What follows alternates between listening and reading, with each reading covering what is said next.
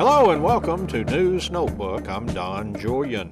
On today's News Notebook, fire destroyed a one-story wood-frame duplex on Conley Street in Sulphur Springs Tuesday evening. Firefighters had to return Wednesday morning to collect some hoses left behind in case the fire rekindled again.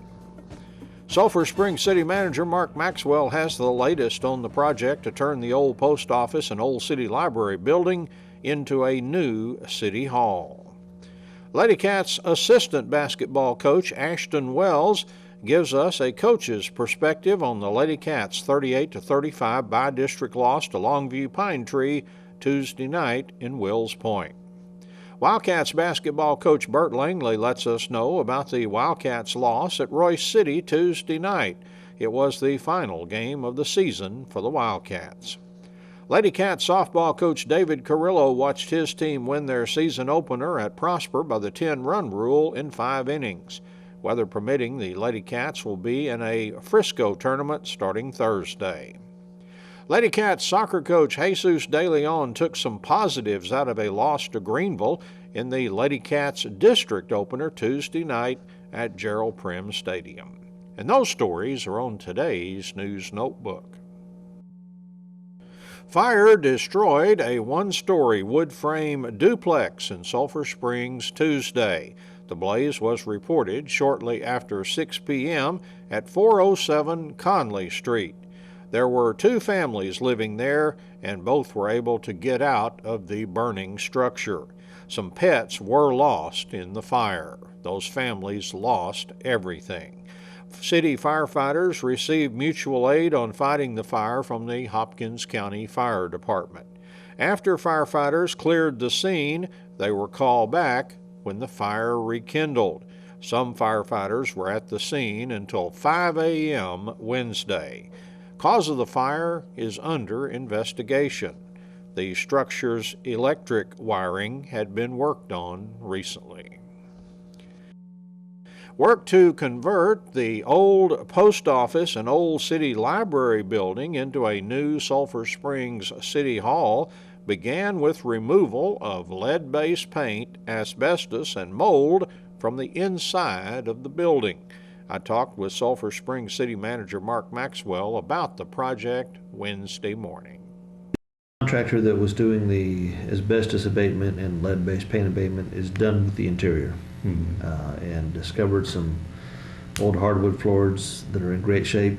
And anyway, they're finished. It's all cleaned up. And then they'll probably not do the exterior until April when we're ready to start on the project. You'll see activity out there next month in March. You'll see a lot of demolition going on. The mezzanine will come out, and there's other things inside and outside that there'll be some demolition of. And then in April, we're officially in the process. As a historic thing, the mezzanine wasn't that added to the? Yeah, that was added for the library, and so we're taking that out. The project getting ready to get started in April then looks like a fairly decent start date for you. Yeah, I think so. And the reason the mezzanine is coming out is we're opening up the great room again, and it'll be a room that can be used by the public for socials and recitals and other kind of events. So it's being designed so that the council dais can come apart and get put in storage for an evening and then come back. And the next day. it'll be done in phases. Is that correct? Where you may add some things along it, or well, we have planned so that as the city grows, it can be expanded twice more to the west and look right. So we've kind of planned for that. It looks like there's plenty of room in there for everything that you need from City Hall, plus what's coming over from the building where they do the building permits and all that. There'll be room. I wouldn't say there'll be plenty of room. Oh, okay.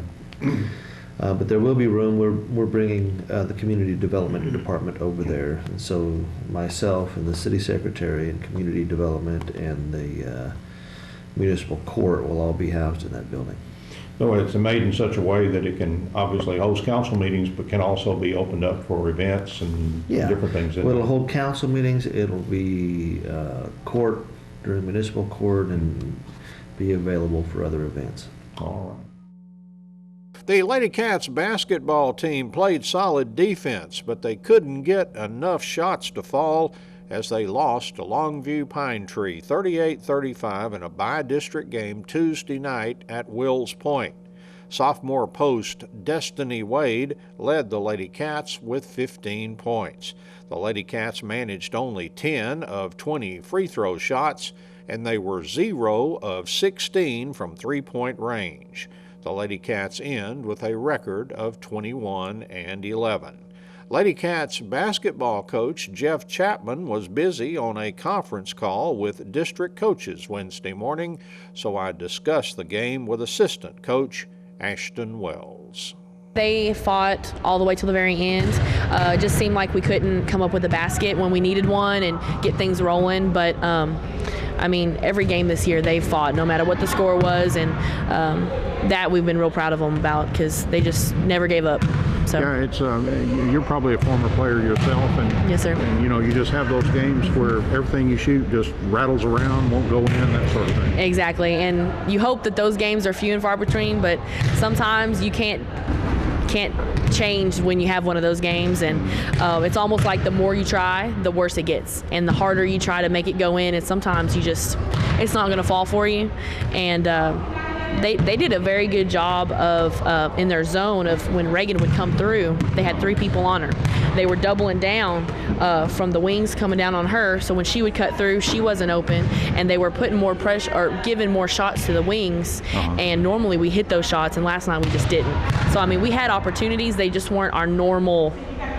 It wasn't our normal look as far as what we get as shots. So I noticed it looked like maybe a halftime adjustment, but or maybe you discovered it in the first half. But you guys obviously found passing from the high post down to the low post and did that with a lot of success and caused a very big game for Destiny last night. Yes, the one offense that we have a passing game is hit to the high post. High post, if the high post is covered, then usually the low post is rolling across and posting up, and if not, we hit the weak side, and then the weak side can get it into the post. And Destiny was able to get some nice shots up underneath from the reversal to the wing into the post, and that did work very well. So. Well, we talked about how struggle shooting, but if you looked at it, the girls played such good defense that that's a testament to their defense that they were still in that game. Exactly. Without the shots falling. Right. The half-court trapping defense that we'd stuck with the entire game was giving them problems. They were just really patient and waiting for that open shot, like I had said, and they had made pretty much everything from inside the paint, and we didn't give up a single 3 to them, as well as we didn't hit a 3, but we did contain their offense. Just in those kind of games, you got to hope that you can come up with some shots when they don't. So I get the feeling that some of our speed on defense, especially in the point guards and the guard position, it kind of shocked them at times. They're not used to having that ball stolen. Like exactly, because we would be in a trap and they were trying to feign it to the weak side, and we were able to still come out and knock some balls down and get after it. And sometimes it's deceptive how fast we can be. Even our big girls can sometimes get passes that they don't look like they can get. So, I mean, the defense was working great last night, and we did get a lot of steals. The Wildcats basketball team closed out their season with a 93-49 loss on the road at Royce City Tuesday night. Senior Matt Harris led the Wildcats with 17 points, and Will Rowland had 15. The Wildcats end the season 0-12 in district and 2-29 overall. I talked with Wildcats basketball coach Bert Langley Wednesday morning. They came out ready to play. They knew they had to win, and they were on fire. They had spent 3 games where they had not shot very well, and they hit a ton of threes last night. A lot of it had to do with I played the seniors a lot and just played different groups of kids, and my hat's off to them. They knew they had to win, and they did a good job of winning it. It seemed like you caught several teams down the stretch. Texas High was in a must-win situation. Yeah. You kind of, there was kind of no relief there. All these teams with something, play for. Yeah, and then Texas High ended up being, as the odd man out. I truly believe, right now, they're paying for starting slow, because I true that they're better than Royce City right now. But Royce City, is going to end up with a one better game, a one game better, so they're going to make the fourth spot. Texas High sitting at the house, but I was proud of the kids. They played hard. They were wore out when they were through, because it got to that same thing we've been working all year on. It was a run and gun game, and that's what they wanted to do. They were, if they weren't in a full court press, they were in a half court run and jump, and the kids, because of that, it makes you want to go fast. And then we've said it before, and we don't shoot at a high enough percentage, and that's one of the things we'll start work. We'll start probably next Monday. It won't be on shooting. We're going to start on, we'll get back in the weight room and a lot of different things that way, and then we're going to start a shooting drill. I'm going to try to develop some shooters. Got to.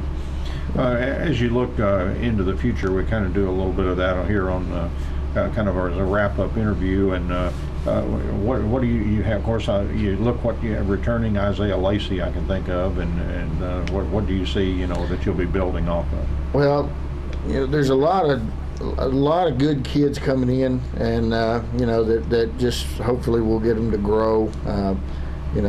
Several of the JV kids, Mel Persons, Darian Dial, have a chance to be pretty good basketball players. A lot of the freshmen, I'm really high on the freshmen as a group in whole. They have the size to be able to compete with what we're going to have to do. And, you can do a lot of things, but, good Lord gives you size and height, and that group is blessed with size and height. And we're going to have to really try to put them on the fast track to get them to play at the varsity level because of their size. And because that's the one thing I felt bad for the JV. They did not have a lot of size, and everybody we played was just so much bigger than them. It was they were almost unfair advantage to the other team almost every night when they walk out on the floor. But we tried to change our game to fit their personality. They were a little faster group, but again, when it came down to it, we just could not score. And it just goes back that these kids have not been in the gym enough working that skill.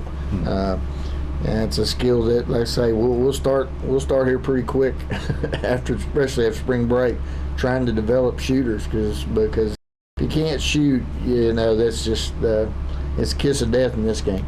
Yeah, you find any of those pure basketball guys and just get them to work year round on dribbling, shooting, the whole game. Yeah, that's the plan, and I've got to just see who's that's going to be. Most of the kids are going to play football. Most of the better kids are going to play football, and that's typical of Texas and East Texas, and that's fine with it. But we've just got to see who ends up staying in the gym and decide, hey, I want to focus on this, and we talked about that a little bit last night, but.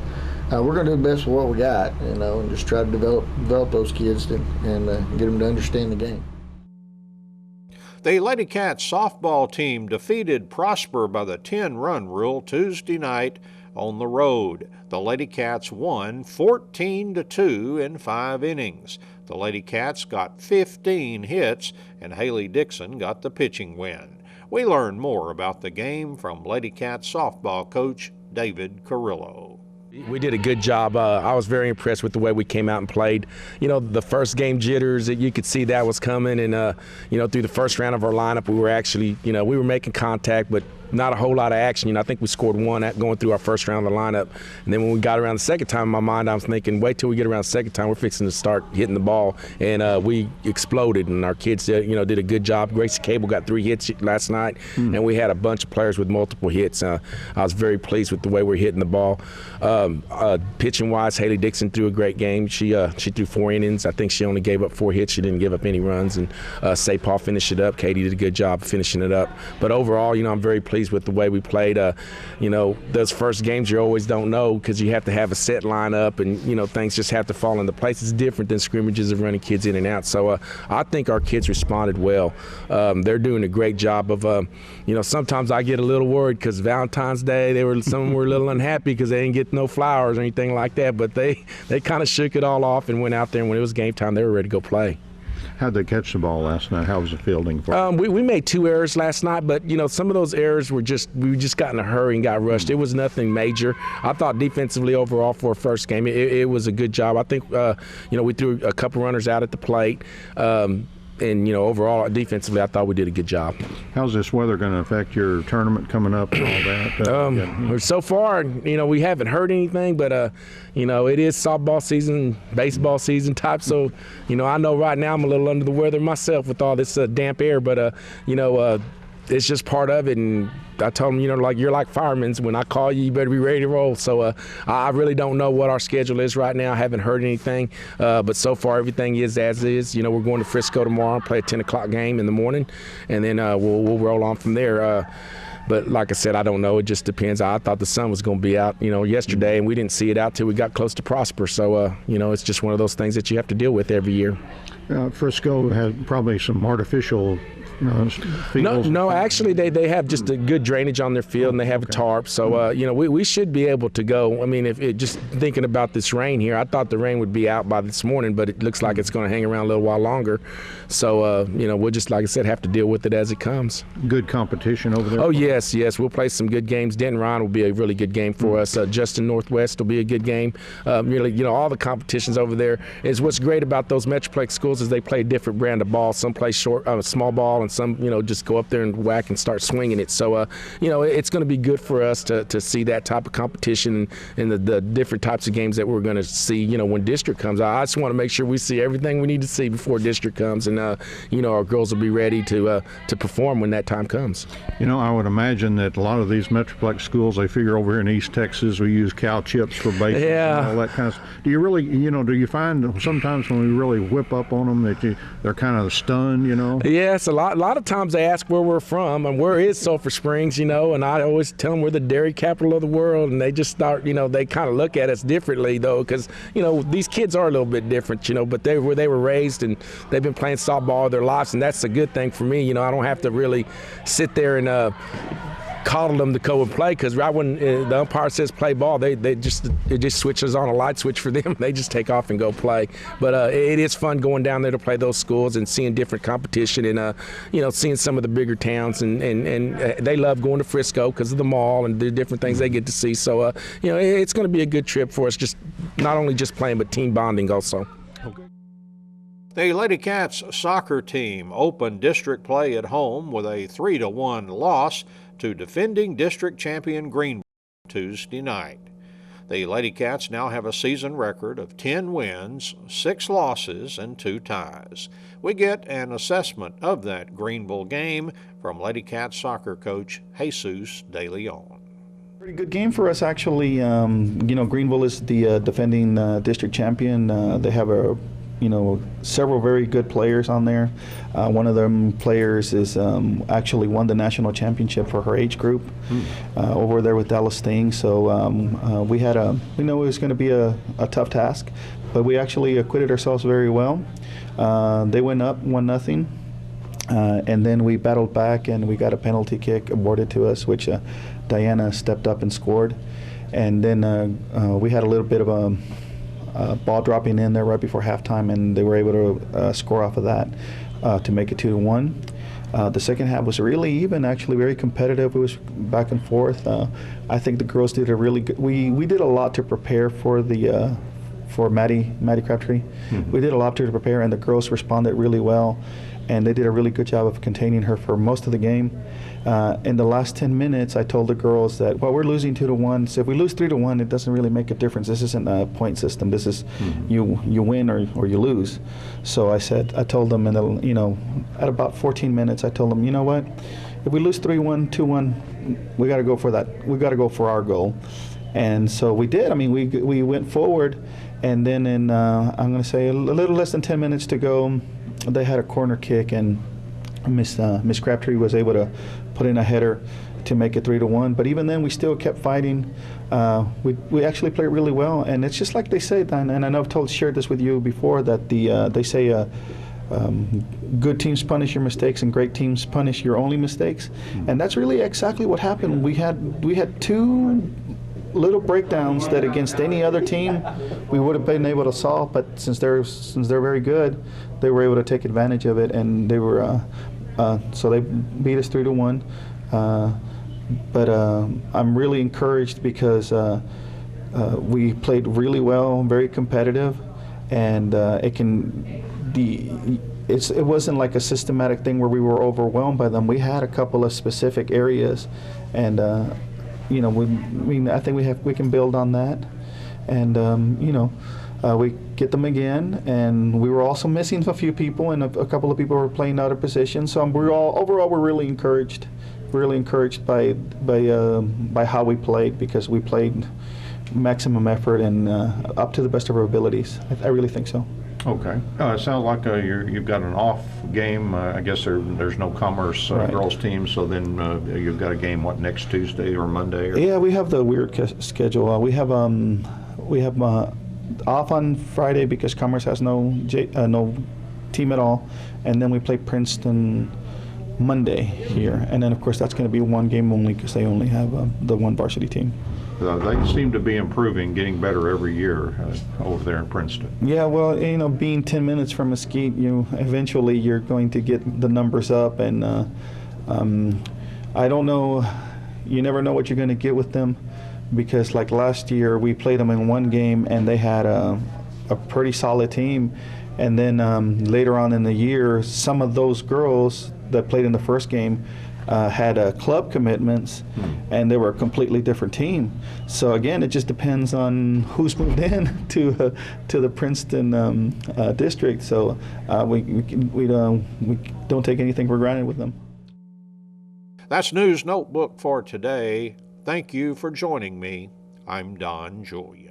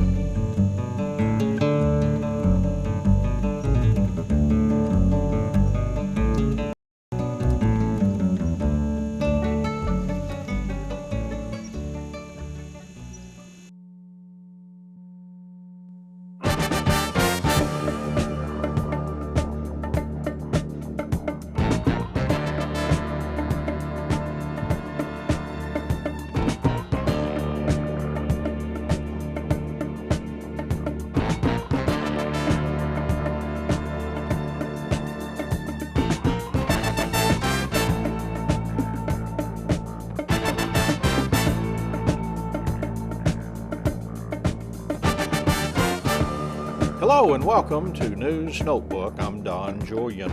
On today's News Notebook, Sulphur Springs City Manager Mark Maxwell tells us that the city is near agreement with Hopkins County on an easement so that the city can do improvements downtown on county property. Eddie Redillo of Yantis continues to fight a battle against a proposed Canadian pipeline that would run from Canada through Hopkins and Wood counties to the Texas Gulf Coast. I'll have an extensive interview with Redillo on the pipeline. Josh Davis has been an Elvis tribute artist for several years now. Now he's expanding his repertoire to include some of his other favorite singers. Josh talked about it with Enola Gay on KSST's Good Morning Show Thursday morning.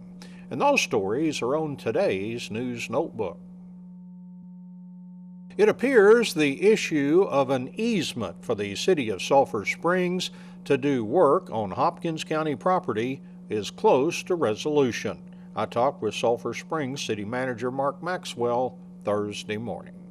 The judge has a draft agreement between the city and the county, and I proposed some minor modifications to it. I think it's agreeable to both parties, so I guess you could say we have an agreement in principle. What as you interpret the county's point of view, they're concerned about changes in the future or down the road? Well, yeah, the right-of-way exists in perpetuity, and an easement does as well.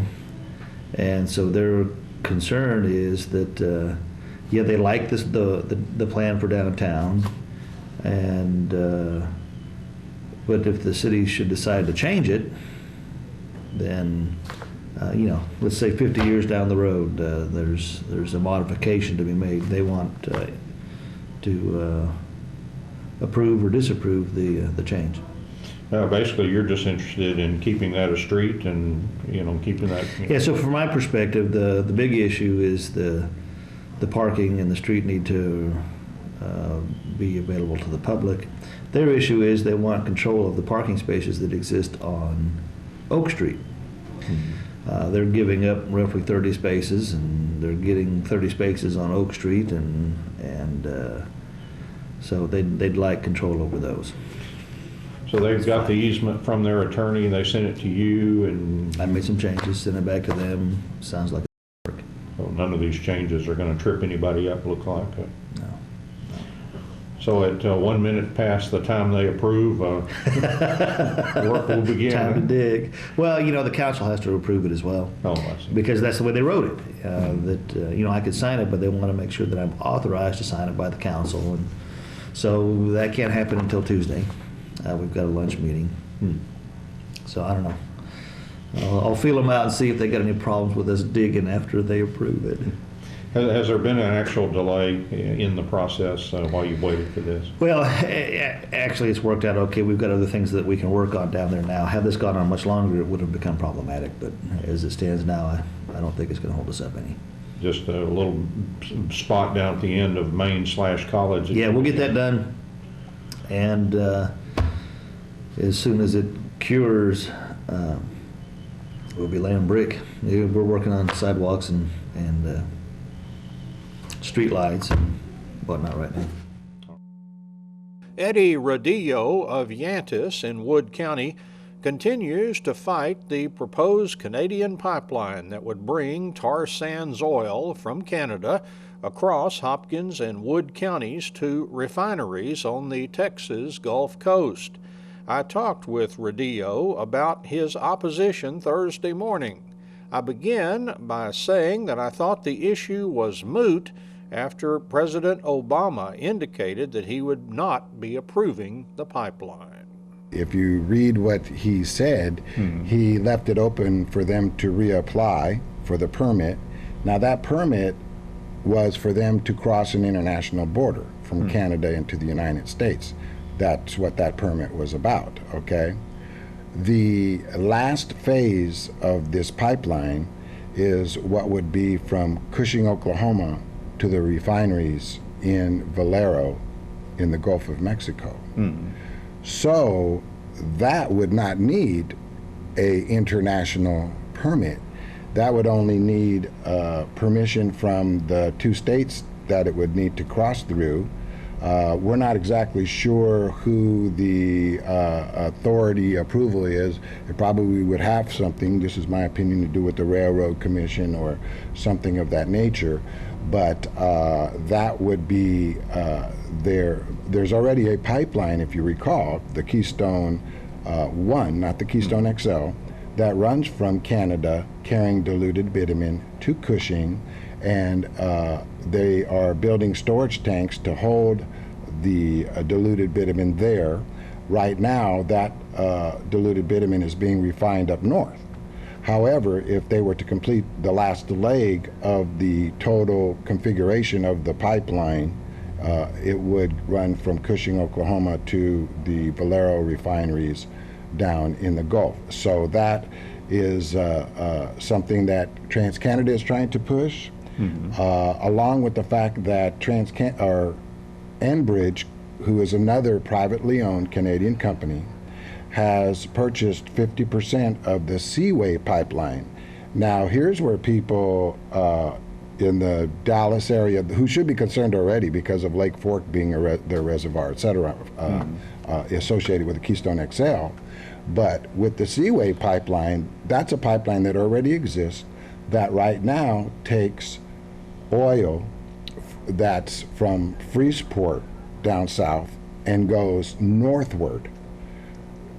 This venture that Enbridge is trying to do is to reverse the flow to get it to go, to get the tar sands to run southward in the Seaway pipeline, which would go, I'm not exactly sure of the path, but I know that something that it affects, runs through certain lakes over there, and it goes down to through Kaufman and continues down south towards Freeport.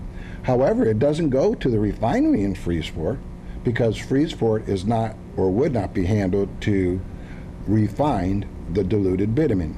So therefore, an L shape would occur to where a leg would be built somewhere down south to where it would shoot going east to where it would get to Port Arthur, Houston, to get to the Valero refineries, where these refineries would be retrofitted to handle the diluted bitumen. So I hope I answered your question there. Sure. That there's still the game's still afoot. The game is still afoot. That's right.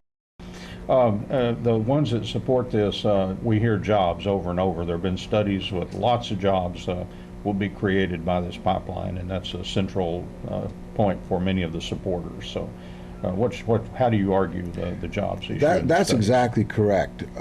There's two studies out. One was put out by the Perryman Group, who are closely associated with the oil companies, and there's another independent study that was done by Cornell University, okay? And a lot of people put a lot of faith in what Cornell University says because they're not associated or linked to any big oil or anything of this nature. They totally did an independent study. Now, I may mention our website several times throughout our interview, but we do have a website on the internet. It's called stoptarsands.org, and that's sands as in S-A-N-D-S, stoptarsands.org. And there is the link that will take you to the Cornell University report. Now, TransCanada first came out with a figure, something like 50,365 jobs that this was going to create. Basically, the State Department said it was only going to create 5,003 to 8,300 jobs in all the states within the United States. That's from the State Department, Secretary of State. This boils down to Texas being 1,555 to 2,527 jobs, and only 10 to 15% of those jobs are going to be local temporary type jobs working on the pipeline. As far as the tank farms that would be building the tank farms that would have to be built along the pipeline path, that comes down to, again, temporary jobs of 156 to 379 jobs in Texas.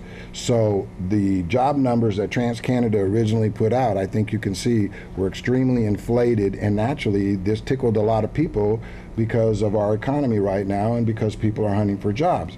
I've talked to many oil field workers, and of course, everybody who's unemployed or looking for jobs, I know an oil field worker that's actually working as a cook in a cafe.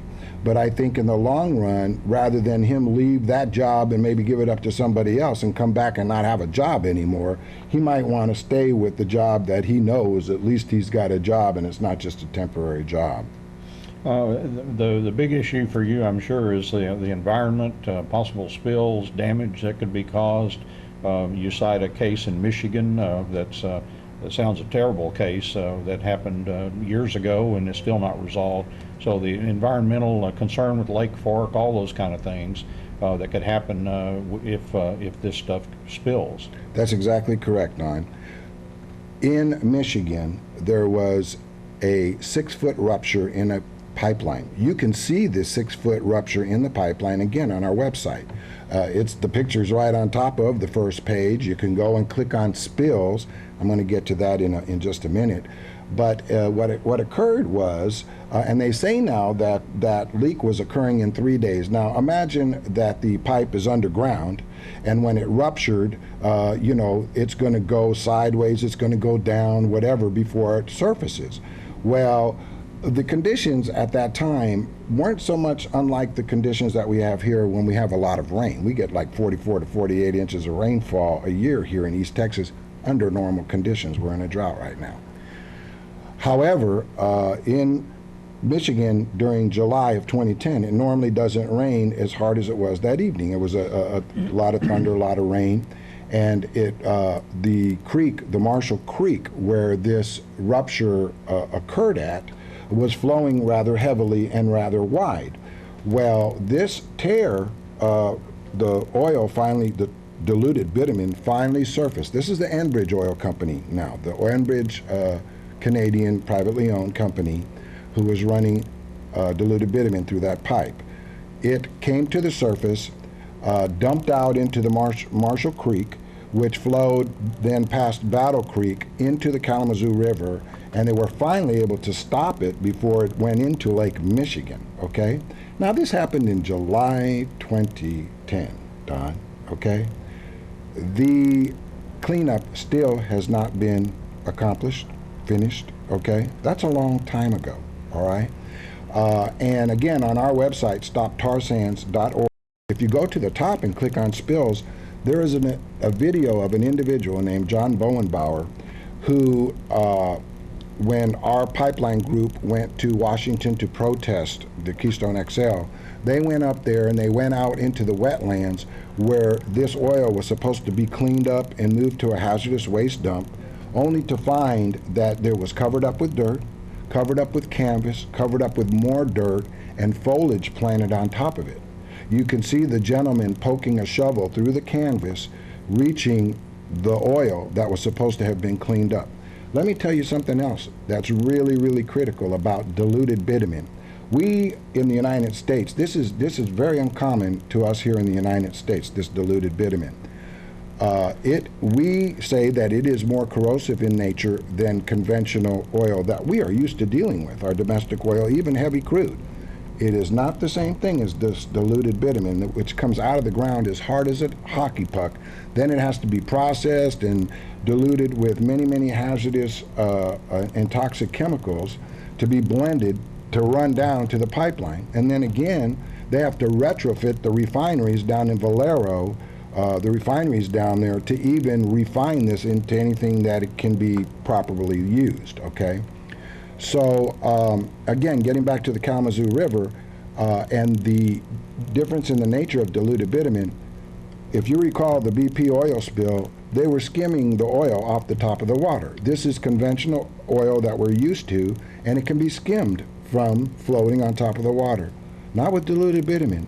Diluted bitumen, some of it floats to the top of the water, but much of it settles into the ground, into the sediment, into the ground, and just continues to go and work its way through the soil. This is why we need to be extremely concerned. We are sitting on the Carrizo-Wilcox Aquifer here that supplies water to 6+ counties here in Texas. The people in Nebraska raised their voices and screamed to their representatives saying, what in the heck is going on here? Because Keystone XL wanted to run that pipeline over the Oalawa aquifer. Now their aquifer is a little different. Their water table is very high. You can put your hand in some of the sand hills and actually dig a hole and obtain the water. Our aquifer is a little lower than that. Right now it's even 30 feet lower because of the drought. That does not mean, however, that when it rains and this diluted bitumen flowing because of a leak does not mean that once it were to sit and more rain came, that it would just continue to work its way down into the aquifer. And remember what I said, that 1 teaspoon of benzene, which is in this diluted bitumen, will contaminate 266,000 gallons of our drinking water, water that's used for agriculture, growing our fruit farms, our dairies that are around here, things that we need to be extremely concerned about, sir. What can people do, in your opinion?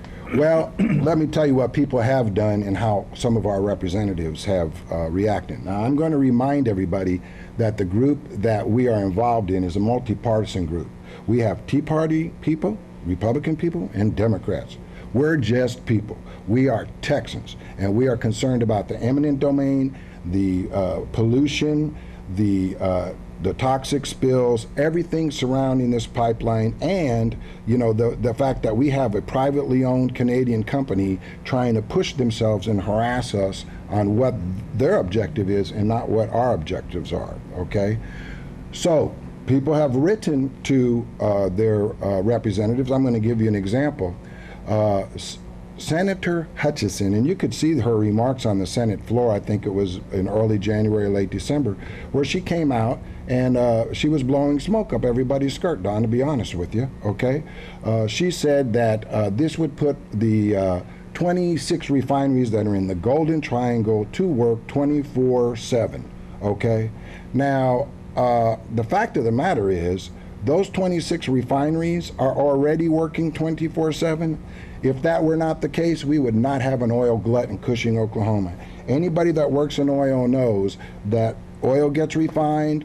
When they need another batch, they call for another batch. There would not be a backup in Cushing, Oklahoma if these refineries were void of refining oil. So those refineries are already working 24/7.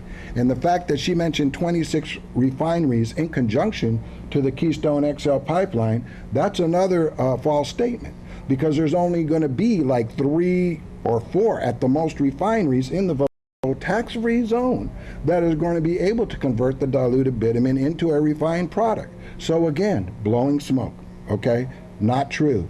So, and she keeps on referring to the inflated jobs as well, along with Senator Cornyn. So, people can still call their representatives. I'm not trying to discourage them, but don't be surprised if you're going to just get talking points and the same lies over and over and over again. And let me give you another example. My congressman is Congressman Henderling, the congressman that sat on the super committee, co-chair. In February of 2010, he came to a town hall meeting in Mineola. I raised my hand and I asked him, I said, sir, why are you signing a letter supporting this Keystone pipeline when this company has the worst safety record of any, transport oil company in Canada, and has already shown leaks on the Keystone 1 pipeline? He said, I will support this pipeline as long as it meets safety standards and U.S. regulatory standards, okay? He was scheduled to come to a town hall meeting August 30th in Quitman, Texas, okay? He was able to go to, I think it was, I'm trying to remember, is it Chandler or something, somewhere around the Tyler area. After that day, he went over to brief the Chamber of Commerce in Dallas. But ironically, come August 30th, he couldn't make it to the town hall meeting in Quitman. In advance to his, what we thought, arrival, I had put a letter to the editor out stating that I was going to question him and ask him why in February 10 he made those remarks, and after the Keystone 1 pipeline, who's transporting diluted bitumen, had leaked 12 times up till that day in August of 30th. One of those instances, which happened in May of 2010, the pipeline had to be shut down by the Hazardous Materials Safety Administration due to human life, the threat to human life and wildlife. So my question was simple. It's a logical question. Why are you? He had just signed another letter supporting TransCanada's Keystone XL, and I'm saying you said that you would only do that if they met U.S. safety standards and regulation. And with this record now that we have right in front of you, please answer my question why you're still supporting it. And he did not show up to that town hall meeting. He used the excuse that he had to go to the super committee, Don, that a special session had been called. I called 3 members of this super committee, 1 Democrat and 2 other Republicans, and their staffers said that they would have been recalled had there been a special recall to back them up. Because they just don't do the work themselves. They have to have their staffers behind them, you know, to do their typing and the recording or whatever. So they had no idea what Jeb Hensling was talking about. And he just gives you canned statements as well. I've talked with many Republicans, and they are very, very disappointed with the representation that they're getting specifically when it comes to this Keystone XL. It's not like they can't see that these people have, that, you know, they're basically saying, you know, you want to work for the oil lobbyists, get out of our job, or the job that we are paying you to do as with our taxpayers' money, and go work for it full time for the oil lobbyists, because you're not doing your job for your constituents to protect us with our health and safety matters, or even addressing it. Now, let me also say another thing. This has not been mentioned either by the President Obama's administration or by, you know, in other words, for the pros and the cons on the pipeline, neither side have mentioned what I'm going to tell you. And I've dug this out and found this out myself. There is a Pipeline Hazardous Safety Material Administration study that's being carried on from 2011 to 2012. It was reauthorized in 2012. It's called the FEMA Reauthorization Act. And one of those things in that study is that research be done on the transportation of diluted bitumen and everything that comes in contact with it. The pipelines, the substations, the foundations they built for the substations, whatever. Why is that? It's obvious. Look what the diluted bitumen did up in Kalamazoo that we just talked about. Look what it did to the Silver Creek pipe that was transporting tar sands through it in the Yellowstone River in Montana, okay? I think there's one more and I'm missing. But because, and what I told you about the Keystone 1, all those anomalies and leaks that they had. Now, TransCanada says, well, it wasn't our pipeline that leaked, but it was their valves, and one of the valves emitted a 60-foot high gusher of oil that dumped 500 barrels into the ground of this hazardous diluted bitumen that needed to be removed and taken to a hazardous waste dump. Now, what would have happened? Now, a farmer saw that. He was out on his front porch one morning at 6:30 a.m. and saw this above the tree line out in the front of his house. Now, if that were to happen here, again, if it was raining, and if it was raining north of Caney Creek, where the pipeline runs, Caney Creek, everybody should know that around here. That is, when you look at Lake Fork, like my 2 fingers, it is the one that runs from the Minnow Bucket on up north. And that pipeline comes through your county, Hopkins County, runs into where I live, Wood County, above Caney Creek towards Winsboro in a diagonal fashion. And if it were to spill like it did in that leak, just that leak, that wasn't even a pipeline leak, right? And it was raining, even if it wasn't raining, the watersheds and streams, when they're flowing around here, they all collect and they run into Caney Creek, and Caney Creek obviously gets dammed and creates Lake Fork. So we have serious problems here, both with this pipeline running over our aquifer and the effects that it could have on our lakes and our creeks and our streams.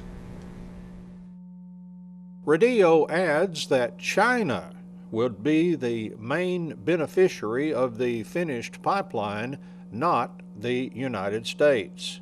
Radillo also welcomes anyone who wants to join others who oppose the pipeline for a rally at 9 a.m. Friday at the Lamar County Courthouse in Paris. A hearing is scheduled at 10 a.m. as a Lamar County family seeks an injunction to block the pipeline company from digging a trench through the family's property. For several years now, 18-year-old Josh Davis has been an Elvis tribute artist. Josh still imitates the King, but now he's adding other singers to his repertoire. Josh has a gig coming up, and he talked about it with Enola Gay on KSST's Good Morning Show Thursday morning. Is at the Silver Springs Antique Gallery and Auction on Interstate 30, not too far from the studio here, actually. Just down the street. Showtime 7 p.m., Tribute to the Stars, and a salute to Elvis, my new show. Now, I won't say everyone's seen you as Elvis. Everyone in our area hasn't seen you yet, and I hope they will. But now you're doing these other stars. Yes, ma'am. I've always wanted to do, other artists besides Elvis. But of course, Elvis is always the main stage because he was well known. But there was one when we were getting ready to do another show there, and Ronnie and I were talking. He said, you ought to really do some other characters. And I've always loved Tom Jones and Bobby V and Roy Orbison and Ricky Nelson and so forth. So finally, we decided to do it, and it was a success. And now we're getting ready to do it again. So you've had one concert last year where you brought in these, and you won't get in costume like each person's costume, but you have I won't say generic costume, but one costume that you portray the stars in and do their songs. Yes, ma'am. I pretty much just do one of my puffy shirts and slacks and probably a gold belt, But I will be changing shirts because at the end of the first set, we're going to recreate. We're going to kind of start the Salute to Elvis kind of early and do another era, which will be recreating the album Elvis Country, where we'll do a lot of Elvis's country songs as well. So you are a person who knows almost everything there is about Elvis. Each era of his life and each thing that happened in his life, it sort of led him a little bit to some of the music choices and places that he played. Yes, ma'am. It's fascinating. Thank you. And I think you know all of his movies. Yes, ma'am. I'll confess to that automatically. So Josh is an Elvis fan, and it shows in his work. You are what they call an ETA. Yes, ma'am. That means Elvis Tribute Artist. Because back in the 80s, they did call us impersonators because they didn't know what we was doing at first. They didn't know if we were paying tribute to Elvis or imitating him. But then, by the time the year 2000 came around, they realized we were just paying tribute to the man and his music. So that's when they decided to call us tribute artists. And there are many across the country? Oh, I've lost count on how many. There's about, I think, 10,000 out there now. I'm not sure. There's more coming time because, you got black Elvises, Chinese Elvises, female Elvises, even some all the way over in England, Australia. I mean, just everywhere. Wow. I mean, there's just so many of them from different generations coming in. What an influence he had on the planet. He did. You were in Memphis last month. Yes, ma'am. January 5th through the 8th we did that, and that really was a blast because I've never been to the birthday celebration. So it really was a blast, and I was there along with Elvis tribute artist Jason Baglio, who will be with me next week because he's going to come in. He's coming, and we're going to train and get ready for the contest we're going to do in Tupelo, May 31st through June 3rd. And so in Memphis, we did productions like The $1 Million Quartet, which is now on Broadway, and in Chicago, and it's going around touring now, too. Wow. And what that was is back in the 50s, way back in the good days where, when rock and roll was just beginning, Elvis, Johnny Cash, Carl Perkins, and, of course, Jerry Lee Lewis did an album together where they were just jamming, doing pretty much whatever song that popped into their head. And that became an album, and then it turned into a concert event on the Louisiana Hayride where they did it, and then we got to do it in Memphis as the recreation. So we really had a good time, and it was an honor to play that part. Man, what an opportunity. And opportunities have been presenting themselves to you. Now, you were in Memphis during Elvis' birthday, which is January 8th. Yes, ma'am. But usually you go for Elvis's death date anniversary in August. Yes, ma'am. We'll be back there again too in August, and I'll be doing the King of the World contest for the first time. It's a brand new one. Who knows what they'll think of next? But so this is the first Elvis ETA contests that you have entered. Yes, ma'am. So far this year. I know that you have been sort of priming yourself and getting ready for the time in your life when you will do this. Yes, ma'am. And we've got to know how you do every step of the way. I hope you'll stay in touch with us on that. Oh, I will, definitely. So you're going to start rehearsing for that. Yes, ma'am. We'll be getting ready for that. That's coming up real soon. Which May 31st through June 3rd, we'll be doing the Ultimate Elvis Contest in Tupelo, which is Elvis's birthplace. Yeah. So we'll get to actually go there, and then in Memphis, we'll be doing the King of the World contest. And you perform at the Clarion Hotel there? Yes, ma'am. Clarion, formerly the Cedars Hotel. It's gone through a lot of names, to tell you the truth, but now it's gone back to the Clarion, so we'll be there in Dad's place doing that. Okay. Now, I know that you have performed in Hawaii. Yes, ma'am. Done Hawaii. And they keep calling you back for that. Still do that, and we still do Memphis all the time, and whenever my good friend and fellow tribute artist Donnie Edwards calls me to do a show with him in Gilmer, we did that, because the last time I did, not only did I get to perform with Donnie Edwards, but I got to perform with Elvis's original drummer from the 1950s, Mr. DJ Fontana, who is just a wonderful guy, and he's just fantastic, and he can still play those drums. I'll tell you that for sure. Oh, I know you've made some good contacts through this, and you're so young. I mean, can I ask your age? Well, right now I'm 18 years old, and I'm going to be turning 19 this month as well, on the 23rd. Okay. Which is next week, actually. Just next week. Just next week. It's around the corner. Well, happy birthday early. Thank you so much. And you've got such a career ahead of you. Thank you. I know you since you were about 4 feet tall or less, and you still love the music, and you were working on it even then. Yes, ma'am. I still enjoy it nowadays. Especially now, I'm very proud of this new show, because some of the characters, some of the artists you will see come in the show are Tom Jones, and for the first time, I'm doing Tony Orlando. I've been working on Tony. I've always liked his music, and then Dion and the Belmonts, who did Run Around Sue. We'll be doing that song.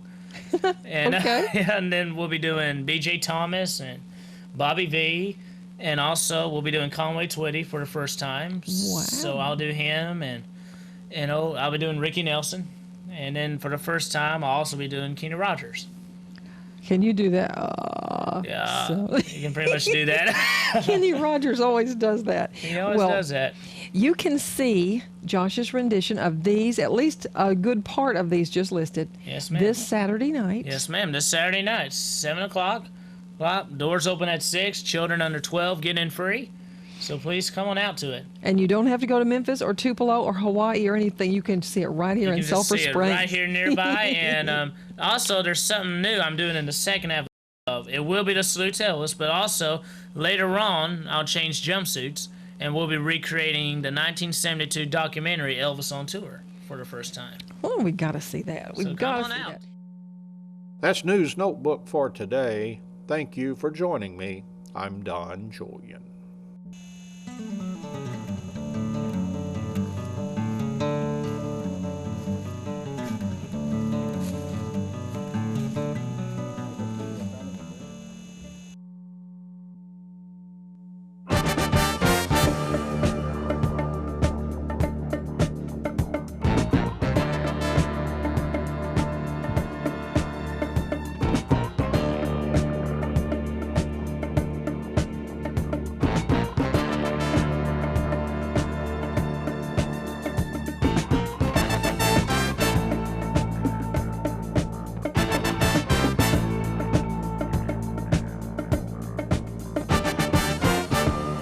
Hello and welcome to News Notebook. I'm Don Julian.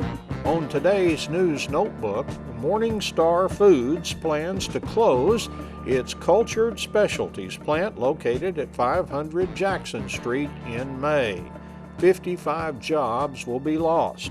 I talked about the closing with Hopkins County Judge Chris Brown Friday morning.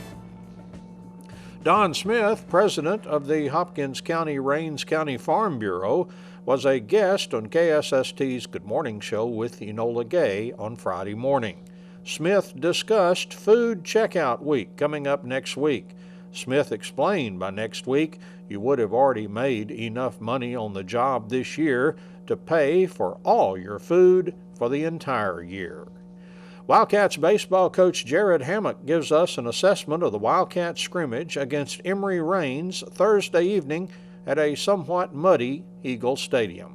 I'll also have stories on a man arrested in Hopkins County, wanted for warrants in Hunt County.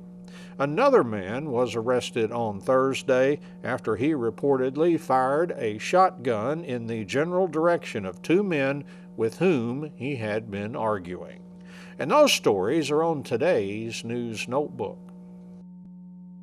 Morningstar Foods will be closing its cultured specialties plant at 500 Jackson Street in Sulphur Springs. About 55 positions will be eliminated. The company informed employees on Thursday, and a news release was sent out Friday morning. Production at the plant will be phased out over the next few months, with production expected to end by May 24th. The plant makes cottage cheese and sour cream.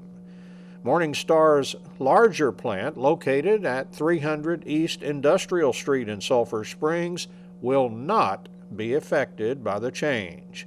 And I talked about the closing with Hopkins County Judge Chris Brown on Friday morning. They wanted to make sure that they cleared up any confusion. It's strictly cultured specialist, the old Borden plant that's closing, which is 55 jobs. He assures us Morningstar is still strong, still making products, looking at some new product options. So everything's good with Morningstar itself. It's just another component of their plant that's closing down. He did stress that they're doing everything they can for those 55 employees. He said there's some of them that have been there 20, 30 years that haven't had to update a resume in 20, 30 years. So they're going to bring in a team from Dallas, where I'm also on the workforce board, just moved up to lead CEO on that. And Scott Brown with Morningstar is also on that board. So I've already put a call in to Kay Odell, and we're going to start mobilizing that, working with Morningstar to see what resources they need and where we can help. I don't know if there'd be any synergy or anything, but would there be the possibility if some of these people could go to work at Morningstar, the main plant, or he kind of indicated, I don't know if they have any openings or anything. He indicated there are some openings, so it would be a possibility. They're not going to be able to absorb a great number of them, but there are some that will be able to apply over there and hopefully go to work there. So he didn't really specify how many jobs, what types of jobs they were. This building, are you familiar with it? It used to be the old Borden's building. Was it something before that when it first opened? Or? I think it was an ice cream factory, maybe Johnson's, Carnation. It's kind of gone through a couple of different names there, if I'm remembering right and have the building straight. But yeah, it's I think it's best known as Borden or Carnation.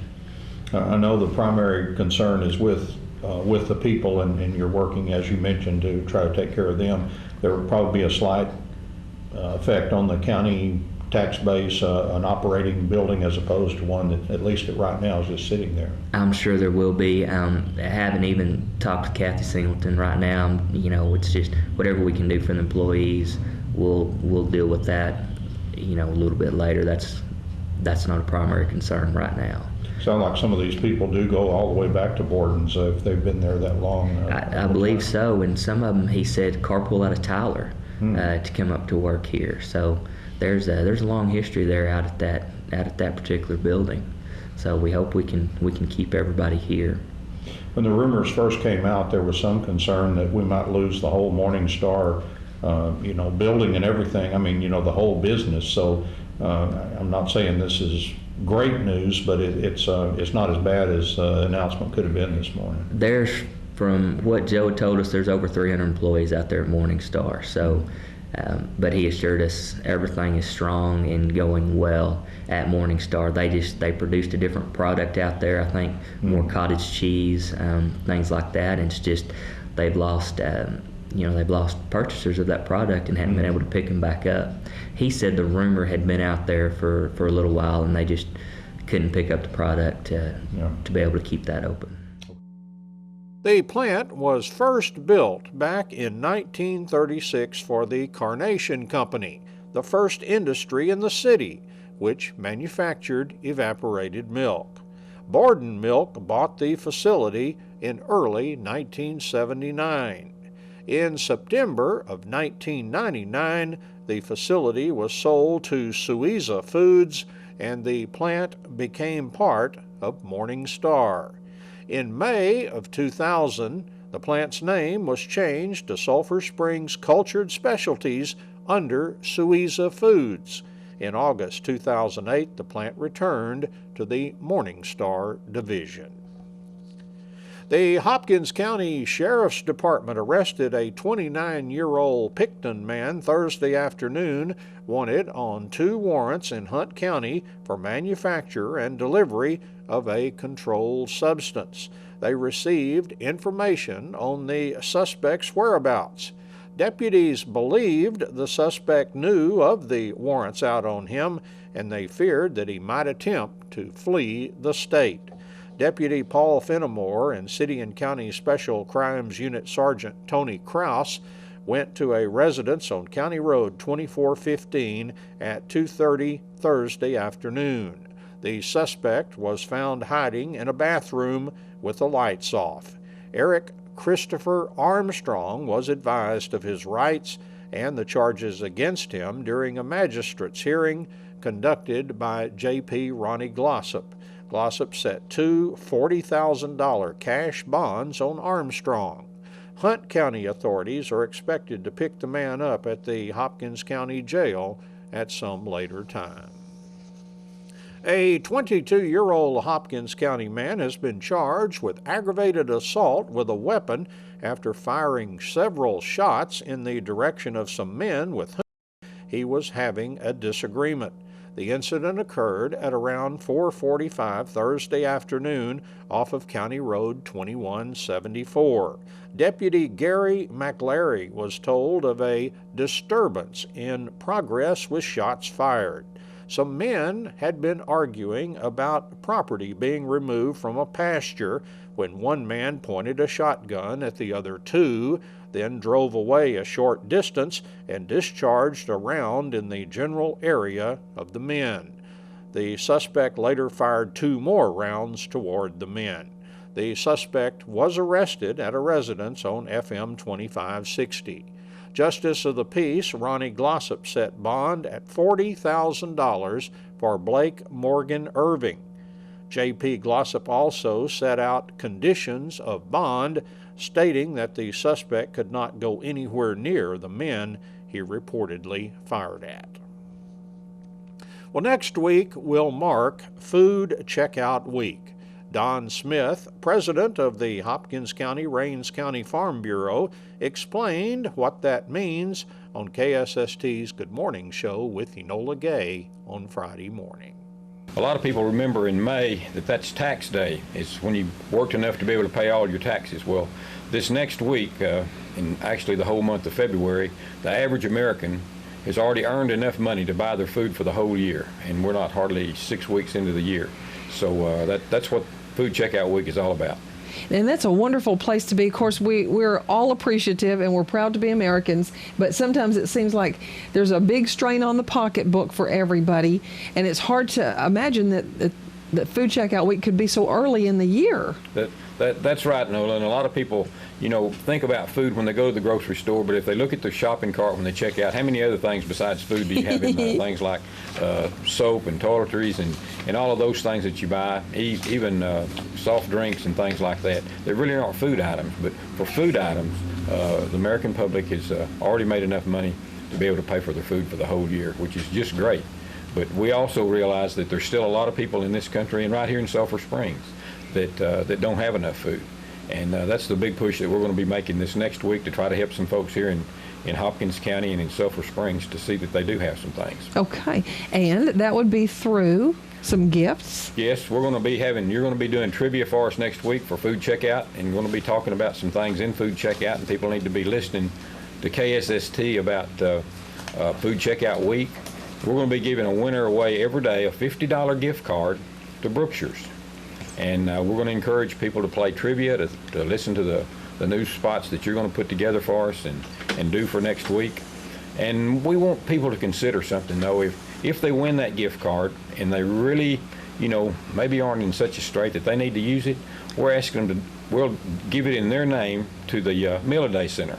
We'll give that $50, or if they want to go spend part of the card and give the rest, then we'll give it to the Meal a Day Center. And for every winner that we have, we're going to match that $50 with another $50 every day to the Meal a Day Center. Wonderful. So that's Hopkins Range County Farm Bureau. There was very recently, just yesterday, an article about Meal a Day, and of course they want to feed everybody that falls in the qualifications for those food deliveries for seniors, qualifying seniors. But they're like a lot of other people. That organization sometimes runs short of funds and sometimes runs short of delivery drivers. They're asking for drivers too to help get those meals out at Meal a Day. They're good-hearted people that want to make sure folks have plenty to eat.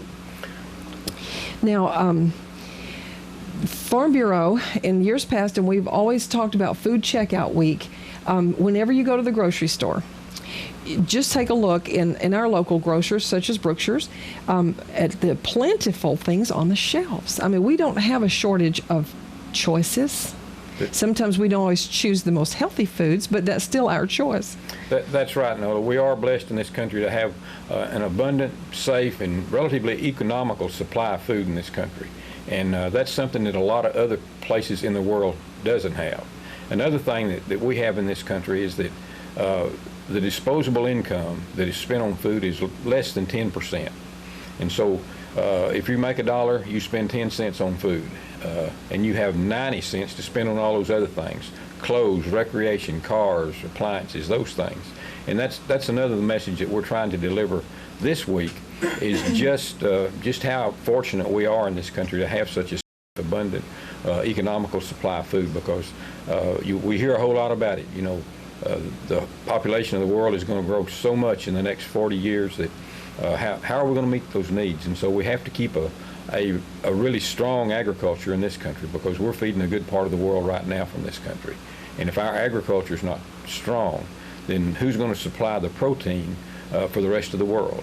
Our dairy and beef producers here in Hopkins County, their products are going all over the world now to supply protein for people that just can't raise it in their own country. So agriculture is very, very important to the economy of this country, certainly to this county.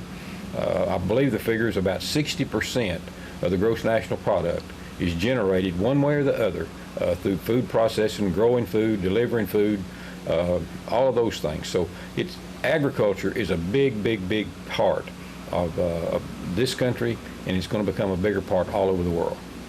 People who are in agriculture, such as yourself, realize the situation with the drought last summer.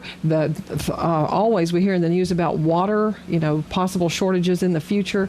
There's things we all need to do to conserve and be more aware of where our food comes from.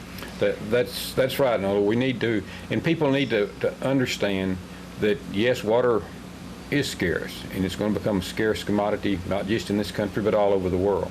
But we have to have it to grow food. And agriculture has to be a #1 priority after, water for drinking and whatnot. We are going to have some awful battles here in the state of Texas over who's going to control the water and how much we can use, and especially for agriculture. They're already telling people in the lower Colorado River this year, down along the coast here, that they're going to have to cut back on their water for their rice. So, that you think, well, that's just here in Texas, but you multiply that times how far does that rice go? How many people does that rice feed somewhere? How much feedstock is that for some livestock? And then it really magnifies itself. So a little bit up here, a little bit up there, and we can lose an awful lot of food production, not in just this country, but really all over the world. I like to think of Americans as we were, and hopefully still are, people who are sort of can-do people. And when we get faced with some challenges, such as, water, maybe we need to conserve water, we can still grow our backyard gardens. We can still grow vegetables and things for our own use. Maybe not in the way we used to. Maybe not turn on the sprinkler and just waste the water everywhere it falls, but being more conservative. But do plan your backyard garden this year. That's right, Nola. Plan a backyard garden, but plan to conserve that water. Don't turn the sprinkler on in the middle of the day and let it run, because it's all going up in the air and evaporating. Agriculture especially here in Texas and up through the Midwest where they use a lot of irrigation, into Oklahoma, Kansas, and Nebraska. 45 years ago, I was at Lubbock, and they were saying that the aquifer that supplies so much water out there was about to go dry. But because of technology, agriculture has cut that water use down to where here we are 45, 50 years later, and the aquifer is still going. It doesn't recharge, but because of conservation, because of the way they're irrigating, the amount of water that they're using, the technology that we have in this country that we can use to grow bigger and better crops with less water. They're growing corn now, 125 to 150 bushel per acre corn with less water than you have to make in a backyard garden. It's just the genetics in corn, the technology that's there. It's such an exciting time for agriculture because we have so many young people that want to get into something. Well, agriculture and food production is one of the places that is going to be cutting edge in the years to come. Well, besides Food Checkout Week, which actually starts Sunday, the 19th, to be observed all that week through the 25th, there's something else going on with you mentioning youth raising, being in agriculture. The Northeast Texas Livestock Show and Sale Association with the Hopkins County Show and Sale. That's right. Next week is the show days for the kids. I think the shows start on Thursday evening, go Thursday evening and Friday afternoon, or Friday evening, and then conclude around noon on Saturday. And the Sale of Champions, I believe, will be 1, 2 o'clock on Saturday afternoon, and that's going to be preceded by a chili and stew lunch for the buyers or anybody that wants to come. But it really kicks off on Tuesday. The Hopkins-Raines County Farm Bureau sponsors a buyer's lunch that we kind of pump the buyers up. It's going to be at First Baptist Church at 11:30 on Tuesday. A lot of invitations have gone out for the folks that bought last year, and we're just like every other business in town.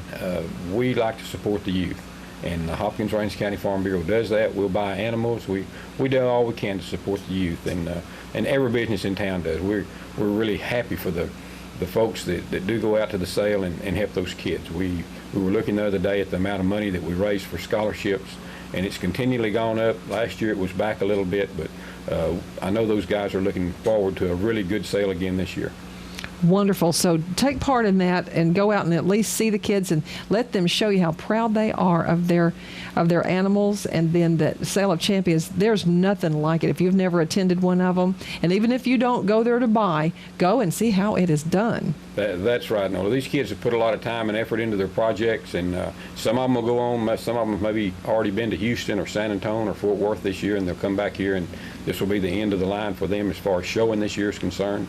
And they'll try to cash their animals in and put it in a scholarship fund or some other good use. And I just hope everybody comes out and supports the kids because it's a good program, really good program. Thank you, Don. And I'm looking forward to Food Checkout Week next week. And just want to say, you as a local dairy and beef producer, still in agriculture, pretty good on hay, you are proud to be still in the farming business in Hopkins County. That's right. I know that y'all are fixing to celebrate 65 years here in Hopkins County, and KSST is. Farm Bureau has been around here in Hopkins County since 1953, and we put Raines County with Hopkins County several years ago, and we're doing the same thing, by the way. In Raines County, we're giving a donation to the Middle Day Center down there in Raines County.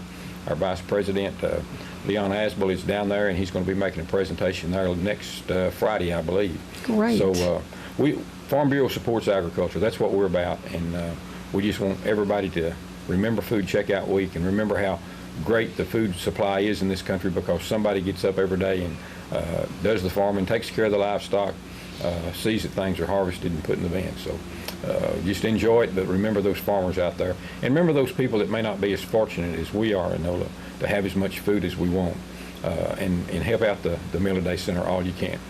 Thank you, Don. Thanks for coming in, and thanks to Farm Bureau. We'll look forward to those giveaways next week on the air. The Lady Cats softball team ran their record to 2-0 as they defeated Frisco 6-2 Thursday morning in a Frisco tournament. Haley Dixon pitched all 5 innings to earn the win and is now 2-0. Gracie Cable and Jaylee Avery both hit home runs for the Lady Cats, who had 8 hits total. Kiera Johnson and Megan McCullough both hit triples. The Wildcats baseball team scrimmaged Emory Rains Thursday evening at a soggy Eagle Stadium.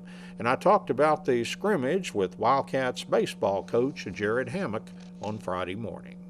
We scrimmaged Rains, who is, I think they were a second-round playoff team in 3A last year, and had most everybody coming back. And I think they've got a pitcher that was mid-upper 80s, and so we were able to face him. And I think we had 4, 5, 6 hits off of him, and we were swinging the bats really well, and base running's great. And you know, 2 of our pitchers are hurt right now. Jenner Jackson still can't pitch, and Chris Ford on a base hit turned his ankle going to first, so he couldn't pitch last night. So we got, I guess, you know, you look at the other side of it, we were able to pitch some guys that we may need in tournaments, and so they were able to get some action, and they did fine. They threw strikes, and you know, the Achilles heel last night for me was defense, and usually we play very good defense over the years, but going into this season, that seemed to be just in my mind possibly a weakness, and you know, I think we kind of imploded in that last inning. We played 8, and I think we were up 4 or 5 going into the top of the 8th, and made 4 or 5 errors just on routine stuff, and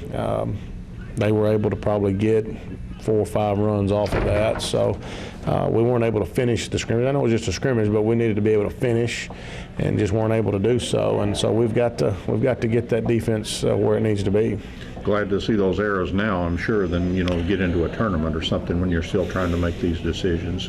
Well, obviously you'd rather make them in a scrimmage than in a tournament or in a district ball game, but you know, I don't know if I like seeing them ever, but you know, particularly that many in a row in an inning, and just not able to stop the bleeding, and not able to just step up and make a play when we really needed one with a lead. And you know, we're still evaluating guys in certain spots, and so, you know, and the thing that we've got to figure out is, because some of them were the same guy or guys making the same mistakes, and so, you know, we've just got to be able to put those things behind us. You know, you make one error, and that's okay. Just look forward to the next pitch or the next at-bat or the next play or whatever, and try to forget that past play. And I think 2 or 3 guys last night were unable to do that, as they made maybe another mistake in the same frame. So we've just got to be able to put those things behind us, and certainly we've got to be able to play good defense to compete. And because I think the other facets of our game are really good, so we've just got to make the routine play.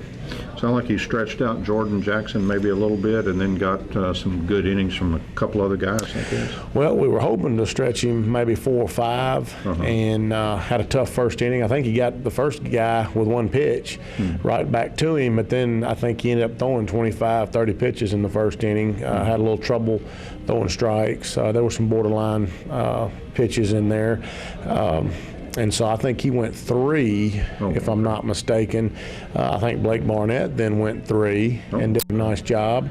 And then Cabo Sandvig ended up finishing us out with 2. And again, he was throwing a lot of strikes. And he was the unfortunate, I guess, pitcher that was in there when we made all our mistakes, because it wasn't his fault. He got frustrated, and I understand that. I mean, you're throwing strikes and people are making mistakes, but that's going to happen. We're a team, and you have to pick up each other and not get down on one another. And but yeah, we got, like I said, we have some people that need to throw that I think are going to be in our top 3 on the mound.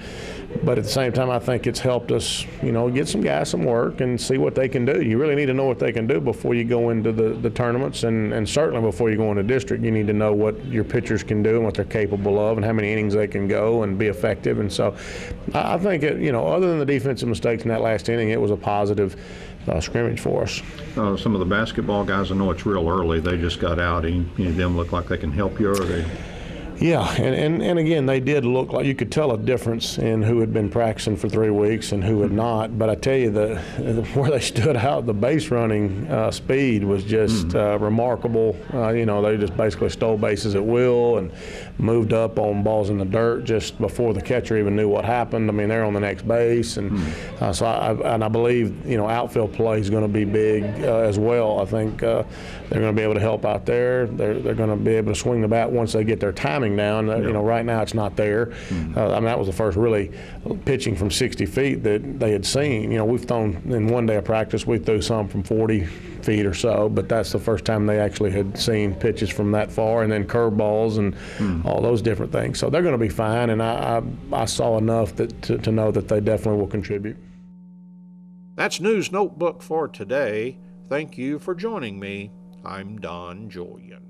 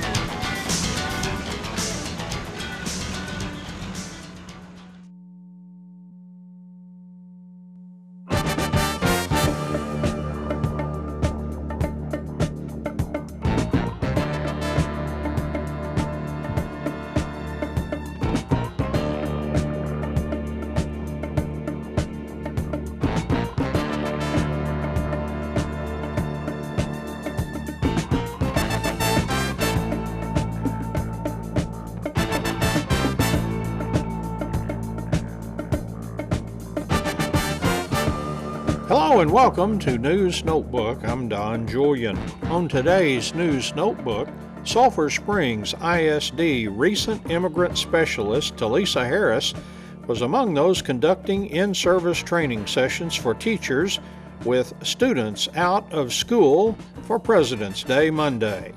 Ms. Harris was discussing English language proficiency standards with 3rd and 4th grade teachers Monday. Administrator Betty Lawson also tells us about some in-service sessions on Monday. I'll also have stories on a Cumbie severe weather alarm accidentally sounding Saturday night. I'll have a report on some of the economic impact of Morningstar's Friday decision to close their cultured specialties plant. Government entities will be taking a hit in their budgets. I'll also have some results from Lady Cat softball and Wildcat soccer from the weekend. And those stories are on today's News Notebook. Some citizens of Cumbie are wondering why a severe weather alarm sounded Saturday night at around 8. Ron Lowry, the director of dispatchers at the Hopkins County Sheriff's Office, said the alarm button was pushed in error. A dispatcher in training was handling a motor vehicle accident call which required response from the Cumbie Fire Department. Someone trying to help the new dispatcher pressed a button for Cumbie Alarm rather than the button for Cumbie Fire, thus triggering the severe weather alarm. Lowry wanted to express his regret to anyone negatively impacted by the false alarm. The Morningstar Foods decision to close its cultured specialties plant on Jackson Street in Sulphur Springs will obviously impact 55 employees who will lose their jobs, but the news will also negatively impact the tax rolls of government entities next year. Kathy Singleton, the chief appraiser of the Hopkins County Appraisal District, ran some numbers after hearing of the news Friday. She places the total taxable value of business personal property for cultured specialties at a little more than $3.25 million. The tax impact for Hopkins County will be slightly over $18,000. It'll be a little more than $6,800 for the hospital district, more than $14,000 for the city of Sulphur Springs, and almost $44,000 for the Sulphur Springs ISD. The total of $82,755 is based on 2011 tax rates and 2011 taxable values and will impact the 2013 tax year. Well, Monday was a holiday for many, including students at Sulphur Springs ISD schools. For SSISD teachers, that's another story, as they had in-service sessions on campuses. Talisa Harris was a presenter for 3rd and 4th grade teachers at the admin building, and I talked with her Monday morning. I work with the middle school and high school English language learners, and then the teachers. I do some professional development like I'm doing today and help students in and out of classes. Okay. This is a development session today or for the teachers, so tell us what you're trying to emphasize to them today. Okay. This today is for 3rd and 4th grade teachers in the district, and we're learning about the English language proficiency standards. These are called the ELPS. They're required in all content areas in kindergarten through 12th grade. And what these are set up for is to help our students become not just proficient in the English language, just to talk to you socially, but also to help them become proficient in the academic content areas. And so what the ELPS do they are the law that we have to follow in order to teach students in all content areas how to speak, listen, read, and write in those areas in English. And there's a good possibility that all of these teachers might put this to use. Exactly. They don't all have English language learners in their classrooms right now, but we never know. Our program, we have both ESL and bilingual here in the district, and these students are in all different classrooms now instead of just being concentrated in a self-contained classroom like they had been in the past. And so it's very likely that in the future a lot of these teachers will have the students in their classrooms. Administrator Betty Lawson tells us about in-service sessions going on. Well, here in the administration building, our grade 3 and 4 teachers are completing what's called English Language Proficiency Standards training, and it meets the requirements that all our teachers that deal or have any ESL-based students in their classroom, and at some point in time, that's going to be every teacher, have this training. It basically helps them to incorporate those standards into the regular curriculum. Is it an all-day thing for them? Yes, most of the day. They may we may finish up a little bit earlier and they'll go back to their campuses, but basically it's an all-day training, and our trainer today is Talisa Harris. Talisa is our recent immigrant specialist with the district. She's right now working on that grant, and as such doing a lot of training for us and doing a great job. Over at high school, in their conference center over there, they had a big session going on. Tell us about that one. I'm not really familiar with what they're doing. I know that they're working always on curriculum, and we are looking very carefully at this point in time at how our students are progressing. They may be, and I'm just supposing, they may be looking at benchmark testing. Oh, okay. Yeah, it looked like something to do with some testing going on over there. Any other sessions going on today at any of the schools? I had a wonderful session earlier this morning over at Lamar. Lamar 1st and 2nd grade teachers had a technology in the classroom presentation by Brooke Dowdy. Brooke is currently with us down at Travis, and she has just recently returned along with Janine Boyette from the TCEA. and I think that's Texas Computer Education Association, and I may have that name totally wrong, but they were excited to come back and talk about the application of iPads and iPods and all the different ways that we can use technology that our kids are seeing every day at home, using it in the classroom to engage them. Really, things changing technology-wise. Textbooks will be a thing of the past, like a horse and buggy or wagon wheels or something. Well, and yes, we are seeing movement that way. We just, as I'm sure reported from our board meeting, the board just approved our science support materials, and that is coming to us as e-support now. So it'll be online support. There won't be anything delivered physically. It'll all be delivered electronically to those students. Wave of the future. Wave of the future. It is. There had been some concern with all the substitute teachers where you try to get these kind of sessions going and pulling teachers out of class. So this is a way with the students gone that the teachers can kind of get caught up on some things like you mentioned right here. Yes, exactly. And this is one of the reasons that districts have staff development days.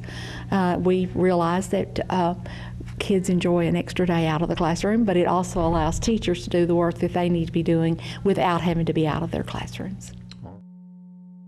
The Wildcats soccer team's Saturday match with Commerce was rained out and will be made up Thursday night at 7 at Prim Stadium. The Wildcats will also be having 2 road matches this week. They'll be at Princeton Tuesday night and at Paris Friday night, both at 7:15 p.m. The Lady Cats softball team split 2 games Friday in a Frisco tournament, rallying to defeat Prosper 8-4, and then coming up short in a last-inning rally in a 4-3 loss to Justin Northwest. The Lady Cats are now 3-1 on the season. Saturday tournament games were rained out. The Lady Cats will travel to North Lamar on Tuesday night. And that's News Notebook for today. Thank you for joining me. I'm Don Julian.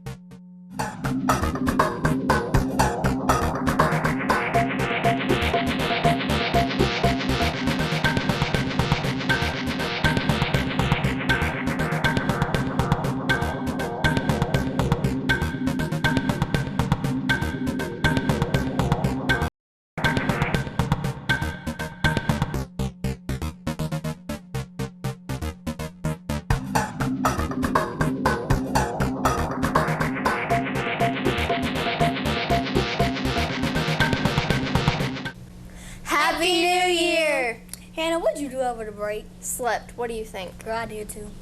Well, those boys had a rough start to their new year. I know, but they trying. 8th grade B team lost to Roy City in a close one with 22-25, and A team's score was 26-37. I heard they had a hard time in Texarkana too. Well, but at least they won the equipment tournament. Good. Well, let's go talk to some players. To Eclipse. Hi, I'm Kara Riley here with Tanner Ramirez, an 8th grader here at SSMS. So Tanner, I hear you have a new coach. How's he doing? Pretty good. I like him. Well, that's good. What are y'all doing right now? Oh, well, we're just practicing for our tournament this weekend. Well, I hear you lost a close one in Texarkana. How did you feel about that? Oh, well, it sucked. I mean, we worked hard and everything, but, I mean, it's lucky for them, I guess. Well, thank you for the interview. You're welcome.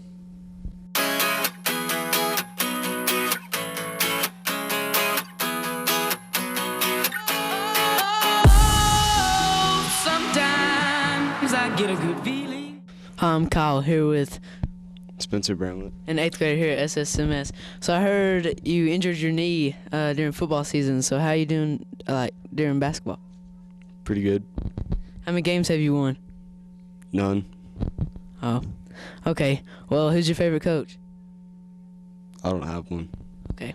Thank you for your interview. Thank you.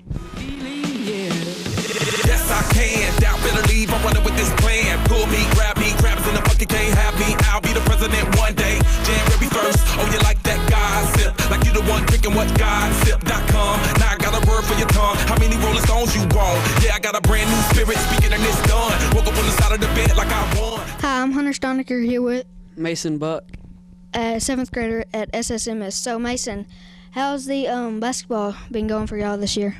It's been going pretty good. We won one game and we lost 2 games. Who's your favorite coach? Coach Sip. Why not Coach Crook? Well, I like him. He just yells too much. How'd y'all do in Mount Pleasant? We beat them 36-22, and we just had an overall good game. Thank you for your interview. Thank you.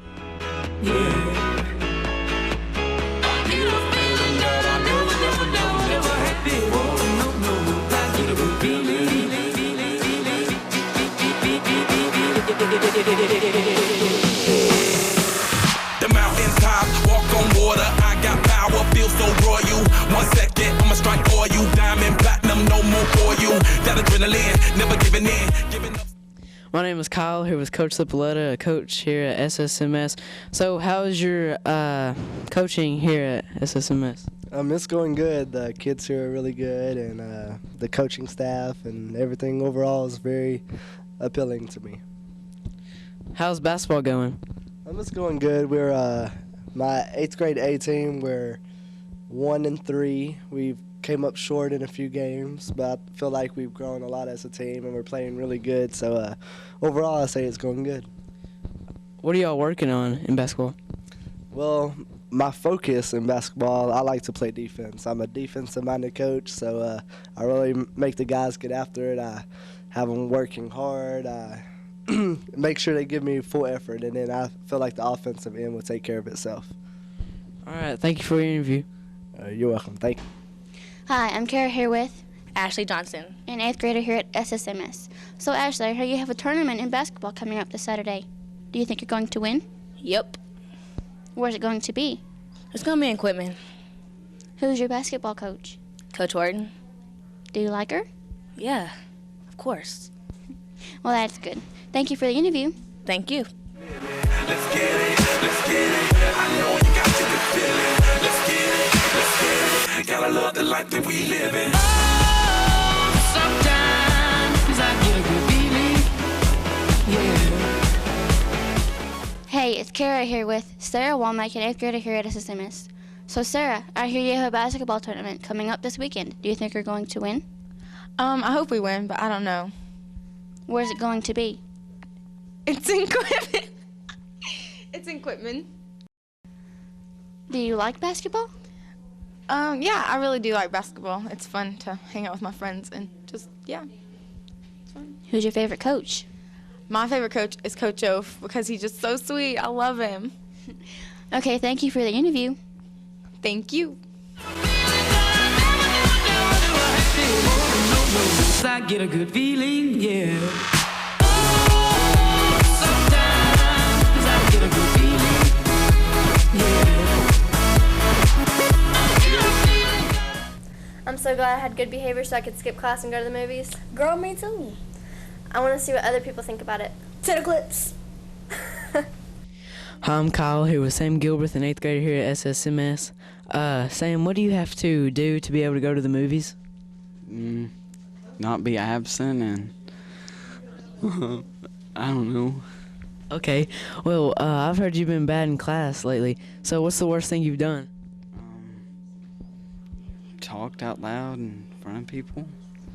Well, I've probably did the same thing, but worst thing I did was stand up and yell something very bad. I'm not going to say. Thank you for your interview. You're welcome. Hi, I'm Kyle. I'm here with Annabelle Marin, a 6th grader here at SSMS. So, what do you have to do to be able to go to the awards party?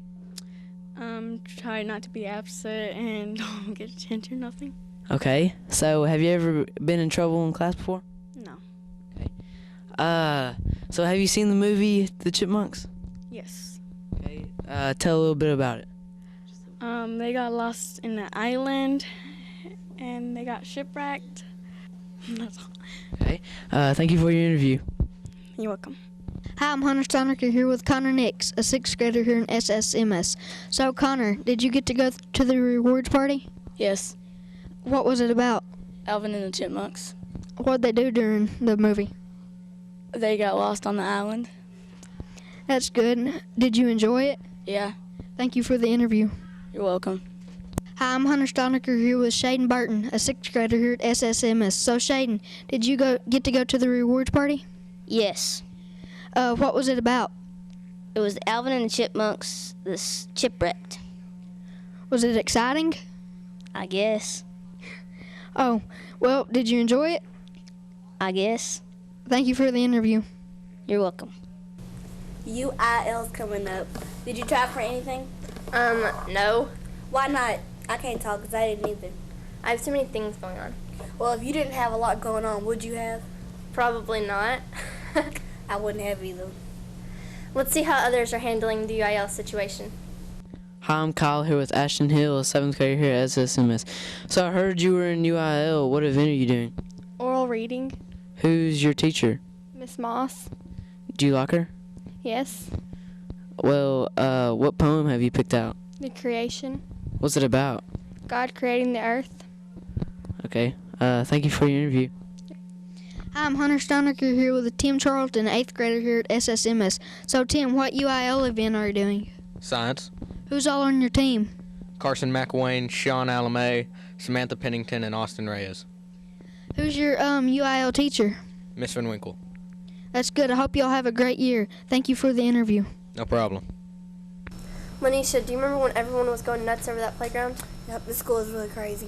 Drum roll, please. We won! Miss Moss, she went absolutely nuts over this whole playground thing. She should have gone to the insane asylum. I know. Let's go talk to her. What happened? About what? You tell me. Oh, I know. We won. Yeah, I know. That's so exciting. I'm Kyle, and I'm here with Miss Moss, a teacher here at SSMS. So I heard you were really excited about the playground. I was. When I thought we might be able to win, I was freaking out. So what did you do to get everybody to vote? Well, I texted everybody in my phone. I made all of my students every period text everybody that they knew in their phones and asked them to vote. I emailed everybody. We handed out flyers. The cheerleaders handed out flyers at the parade. And just mostly, I have a really big mouth and I talk a lot, and so I just spread the word like that. What are you going to do if we win? Eat cake. All right. Thank you for your interview. No problem. Okay, you need... Thanks for watching, and remember, the eye is always on you. Boom.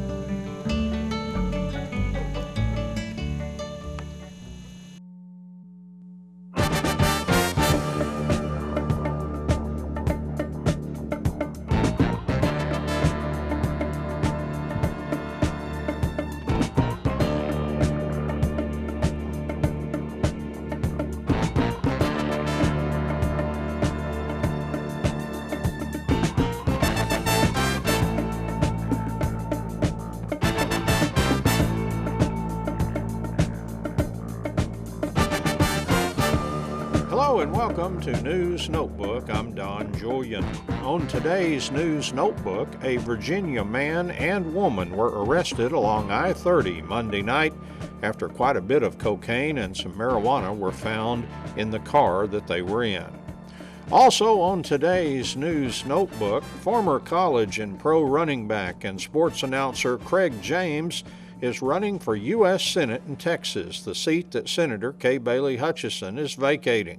James attended a President's Day Hopkins County GOP political forum on Monday, and prior to the forum, James dropped by KSST to talk with Bill Bradford.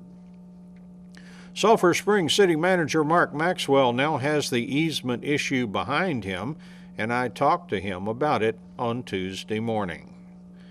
Kevin Gibson, the president of the Northeast Texas Livestock Association, or NETLA, was the first of Enola Gay's guests on KSST's Good Morning Show Tuesday morning. Gibson explains what NETLA is all about, and he discusses this year's Hopkins County Junior Market Livestock Show coming up Thursday through Saturday at the Civic Center. 5 Cumbie FFA students also visited Enola on KSST's Good Morning Show Tuesday morning.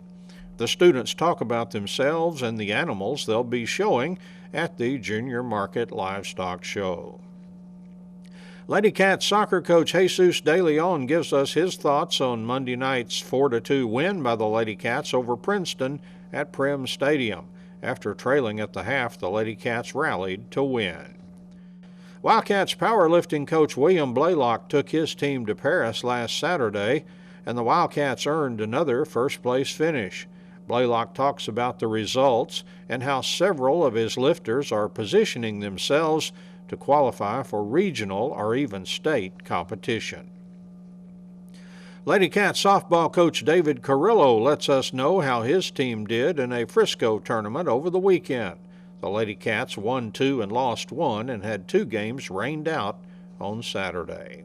And those stories make up today's News Notebook. A Virginia man and woman were arrested along I-30 Monday night after cocaine and marijuana were found in the vehicle that they were in. Sulphur Springs Drug Interdiction Officer Lieutenant Jason Ricketson stopped a car for a traffic violation on West Road at 11:17 Monday night.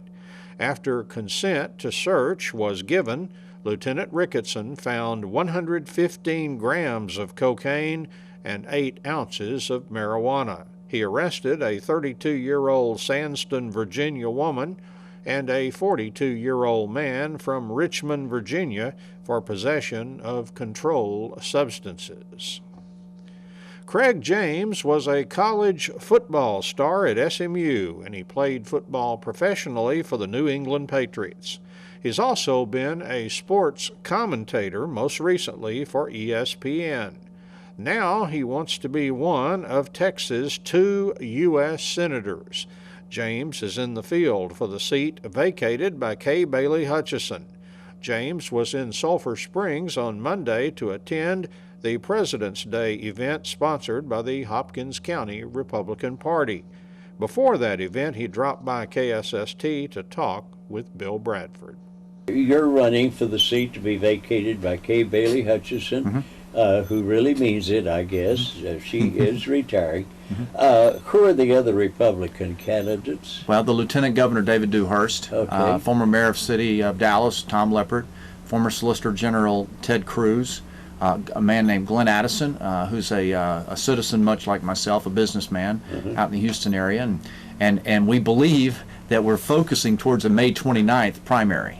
And if that happens, I just heard that. That's the word that is going around the county clerks. Yeah. And I know, and as you know, you well know, they've got a lot on their plate to get prepared for. People don't realize how massive an undertaking this is, and when the uncertainty that we're placing upon them, we got to make sure we do it right. And first of all, they've got to get the districts. They've got that homework. before they can even start talking about the election. Yeah, yeah. And so, you know, as a candidate, my job, this has given me a break because I got in the race in December, really started in January. And so it's giving me more time to get around the state to let people know what I stand for, why I'm running, about my background, and the small sliver of private life I used to have. Now I'm sharing that. Okay. Who are the Democratic candidates? The only one that I've heard of is Paul Sadler, former state representative. I think he's out of East Texas. Okay. And this is probably all on the internet by now, but I just haven't searched it out. Among the leading Republican candidates, who do you feel best shares your own political philosophy? I really have tried to stay away from aligning with any one individual. Okay. You know, I had someone ask me, who would I align with? Well, they changed by the day. Absolutely. And so I know what I believe in. And I was fortunate in 1980 to have heard Ronald Reagan speak at SMU when I was in school. He's not running. And he's not running. But I heard him talk about limited government and personal responsibility. Talked about freedom. Talked about the shining city on the hill. I heard Ronald Reagan say that, and that hooked me for life. And the size of government has got to get, we've got to put genie back in the bottle. And so when I think about my positions and my stances, I firmly believe in limited government. And I believe there's a role for it, but it's limited. And I believe in low taxes because as a business person for the last 30 years, I understand that if I do well and I profit from my risk, that I'm going to have more money to go out and invest in the economy. Okay, Greece is currently experiencing some troubled times. They have gotten far too far in debt, and it has caught up with them. And right now they're facing choices as we speak, the choices of actually slashing the standards of living of an entire nation. Should we be going to school on this? In so many ways, this seems to parallel our own economic challenges. Well, and you've lived in this country now for 91 years, and I know that you never dreamed we'd get to the point where we are, where we have so many people in our own country who are receiving handouts, and the 99 weeks of unemployment and the benefits that is not promoting a personally responsible society. And so I think we need to look squarely at what's happening around the world, and Greece as an example of what happens when people begin to really expect to have benefits and things come their way. You see the rioting, you see the fighting over there. Austerity is not a good thing for them in that country. And that's why it's so important that right now we take the reins as best we can and we fend off all of these, the giving programs. 66 cents a dollar that we have in this country that we spend now goes to a safety net. So there's a lot of people who are getting things, and when it gets to where everyone's getting something and expecting something, and the people who are providing that something run out of the something, then we're in trouble. Do you feel the candidates should be talking about this and are not? I really believe this. I'm trying to talk about the conceptual problem that we have. Some of these other candidates and people want to talk about specific percentages and all. I understand that we need to have low taxes and things, but we must talk first and foremost about this country, about the moral fiber of this country. It's absolutely eroding by the day. We have to talk about the Constitution and how we need to get back to the Constitution and put genie back in the bottle. The federal government should not be the size that it is. Talk about true education reform to where we can educate young men and women so that when they leave as 18-year-olds or 21-year-olds, they're prepared to go out and be productive citizens.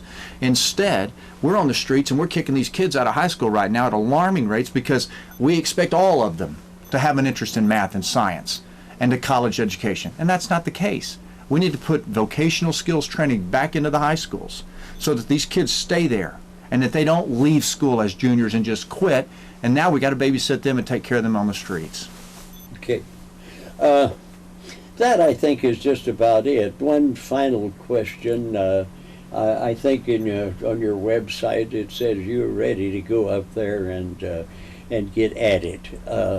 I believe they're, including you, 100 senators, and the odds are pretty good that a first-year man is not going to have much of a voice. Do you feel you can be loud with 99 others there before you? I've been blessed with the ability to communicate. I've also been blessed to have been on some big stages in my life, many big stages. So the first day that I walk into that chamber is not going to be an awestruck moment for me. I've never been a conformist in my life. Okay. I've been voted captain of my football teams when I was an athlete. I've been a leader in the business community. And when I walk in there, I have the backbone and the proven experiences to make the tough decisions. I'm not doing this so I can be someone. I'm going to do the work of the people. I didn't give up my nice job at ESPN and ABC, my ranching work. I didn't give all that up just so I could go become a part of the 100-member club. With the approval of the Sulphur Springs City Council, the city now has an agreement with Hopkins County to do improvements downtown on county property. I talked about the matter with City Manager Mark Maxwell on Tuesday morning prior to the council's action. The county gave the judge authorization to sign the easement last Friday, and we're going to the council today at noon for authorization to do the same. So afternoon we should be digging. You don't expect any static coming out of the council, I guess? No, I don't. What's the game plan now as you gear back up? Does it change the things that are happening right now? Or? Well, no, just we'll still be doing the interior of the square and main college at the same time. Mm-hmm. And as soon as we get that poured, we'll get the bricklayers in here and we'll have a street. Had quite a bit of rain. Is that slowing things down? It's been kind of muddy over there, but I still see the equipment moving around. That's the thing about these guys. They work in the rain. It is not slowing them down. All right. So everything on schedule as far as you can tell. Still, I think you've got a little pad built in there for. Well, I think we'll make the June 30 deadline. Oh. I do. Now that's for the south side of the square and the interior of the square, and we won't even start on Oak Street until after the Independence Day celebration is over, and then we'll do Oak Street. Is Oak kind of the final piece of the puzzle as far as? No, Jefferson, right at the north side of the courthouse, will be the final piece of the puzzle. We've just been working counterclockwise all the way around the square. And have you sought other worlds to conquer? I mean, this project coming to a conclusion here. Yeah, but you know, the capital improvement program for streets, water, and sewer will never be over. Yeah. And you know, now we're working on water issues, raw water, Lake Sulphur Springs, reuse, things like that. Real infrastructure kind of stuff. There's always things to do. City manager kind of stuff. There's always things to do. Can you kind of envision what this final square thing's going to look like and how it really would be the kind of place that anybody that comes to town, people are going to say, hey, you've got to come and look at our square. I think it's really going to be the kind of... That was the idea from the beginning. It's all about people. It's a downtown, the square, the plaza in the center, designed to be a people magnet, to make you want to be there. And it's working. Go downtown on Friday or Saturday night and try and find a place to park. And you'll see that it's working. And a few years ago, there was nothing downtown but crickets at night. And it's beginning to change. The Northeast Texas Livestock Association is putting on its annual Hopkins County Junior Market Livestock Show starting on Thursday and culminating with a big sale on Saturday evening. The NETLA president is Kevin Gibson, and he talked about the Youth Livestock Show as a guest on KSST's Good Morning Show with Enola Gay Tuesday morning. It's just a group of volunteers, mostly parents, ag teachers, 4-H advisors and whatnot, and they're the group that puts on the Junior Market Livestock Show for the 4-H and Hopkins County 4-H and FFA kids. Okay. Now, you say it's a group of volunteers. A lot of them are parents who have kids showing or who used to show, and they're still interested in this whole concept. And you make it sound like it was just a friendly group. This is a well-oiled machine, actually. As long as it comes off that way, that's good. It takes a lot of meetings and a lot of work to get all this put together.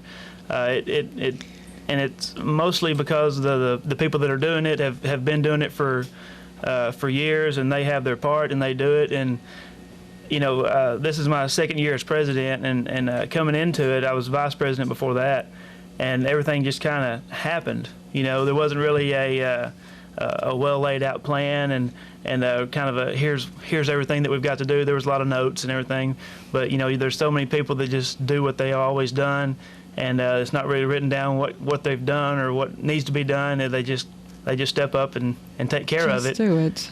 Just because that's what they've always done, and they hopefully they'll continue to do it. There's parents who are new to this, kids who are in their first year of showing, first year of validating an animal, first year of taking care of a project. Right. And there's a lot that you learn as you go through that first exposure to it. Oh, absolutely. And sometimes they're not winners their first year. That's right. There's a lot of tricks to the trade that you'll pick up as just out there being around the other showmen, excuse me, the experienced, the older kids and whatnot. And there's definitely. I'm not saying it's not a beginner sport. There's a lot of them that come in and do a really good job, but they've done their research and they've done a good job with their animals. But it's definitely some experience helps. Now, parents are really important. The ag teacher, if the student is in an ag program or FFA program at school, so many people are so important to that student getting to the end result. But yet the student does the feeding, yes. The student does the grooming. And all the parts along the way. Absolutely, that's the plan. It's to teach responsibilities and being rewarded for your hard work, and you talk about all the people that are important. One of the most important parts is the people are the buyers. You know, without the buyers, we would just have another project that you do the record books on and turn it out to pasture. But with the buyers, it actually gives a monetary reward for your hard work. Okay. And speaking of buyers, that's a very important part of this coming up weekend. The big Sale of Champions on Saturday afternoon. Yes. Saturday afternoon is the sale. Starting at noon, we've got the what we call the buyer's lunch, but it's really just a time for buyers and parents and exhibitors to come out and get to know each other and meet and mingle. It's there at the Civic Center at noon, and it's the professional ag workers cook a stew. It's always good, and they serve it up, and there's always desserts and pies and cakes to go along with it, so with all the fixings. So those stew cooks, they really take pride in stepping out at this time of year to do that. Oh, absolutely. They're stew cooks all year long, and they stay in practice, but they love coming and they volunteer their time to do it, and we appreciate every bit of it too. And then that afternoon, the Sale of Champions, and the buyers are bidding on the animals that showed in the top brackets. Yeah, we have we're starting on Thursday. We start with our lamb and goat show, and then Saturday is the broilers and swine and steers, and heifers. The heifers don't make the sale, but after the animals are placed into classes, they all come back in for the sale order, and that determines where you're at in the sale.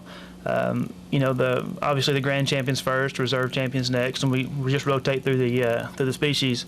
But it's kind of a trick about where exactly you are in the sale. You always think that the first come is the better. The first of the sale is better, but a lot of times we'll have animals at the end of the sale bring more than those first few, because our buyers are really good, and they show up every year, and we appreciate every one of them, but they come with a certain amount of money that they want to spend, and if they haven't got it spent by the end of it, they're going to spend, they're going to start handing it out there towards the end, and that's a unique quality that we've got with our buyers is they come to spend the money, and they're going to make sure that they leave with what they plan on leaving without.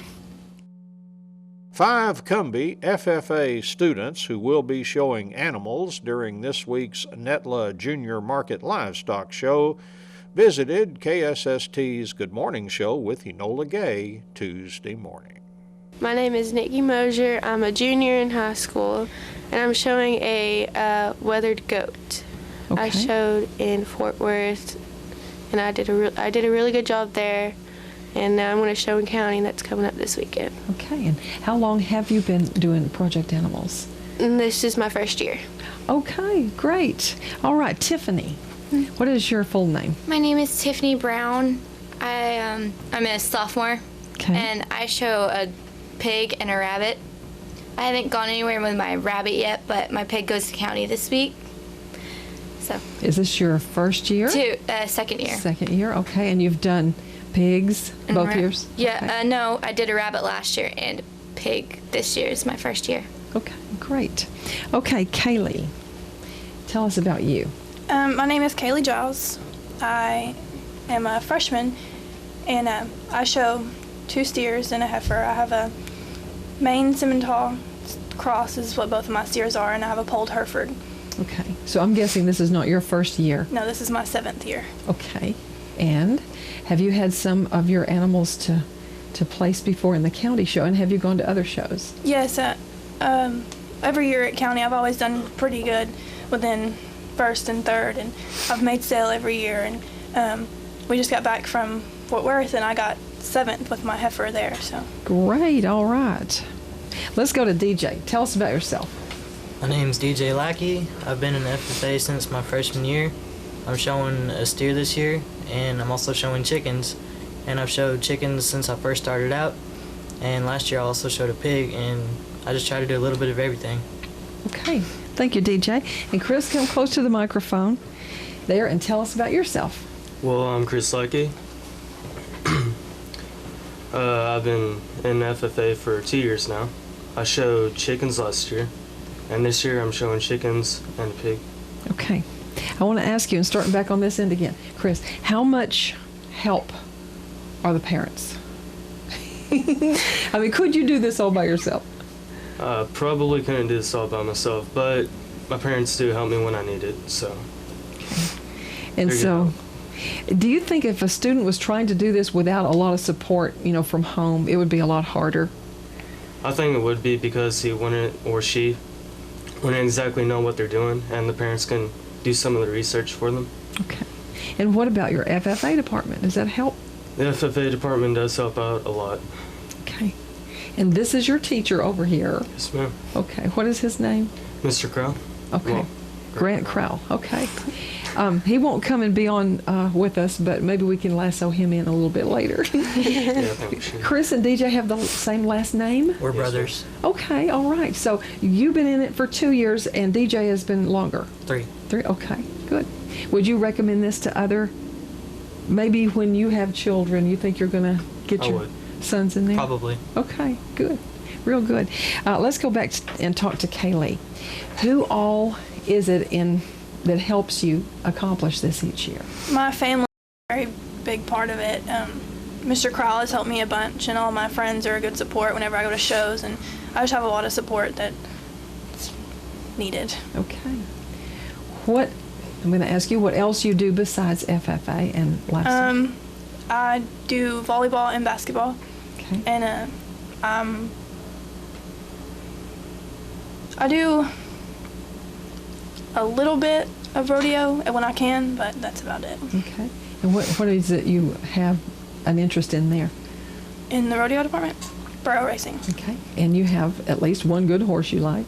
No, I borrow my friend's horse, but okay. We're pretty good. All right, good. Okay, what about the future? What do you think you might want to do? I know you have a long time yet in high school, but what are you looking After at? high school, I plan to go to college to be a pediatrician. Okay, all right. Thank you. Let's talk to Tiffany. Tiffany, tell us a little bit more about maybe your animals and who helps you. Yeah, well, my family is a really big part of helping me out with my pig, especially with feeding him and stuff, because they help mix it up and all that, and they help me get him moving, my pig moving, and they help me with my bunny, like getting him all brushed and everything. Okay. I love my bunny. He's so cuddly. I really didn't know that rabbits were in. I never say rabbits when we're doing the list of... I didn't know they showed until like last year, and I started with a little black Polish bunny, and now I have this little white bunny. Is it a breed? Yeah, what's the breed? Netherland Dwarf. Okay, yeah. Okay. He's really sweet. He just sits there and lets you pet on him. He let my little cousin hold him. and she's like 6. Okay. It was really good. So, and does this rabbit stay in a cage, like in the barn? He stays in a cage in my shed at my house. Okay.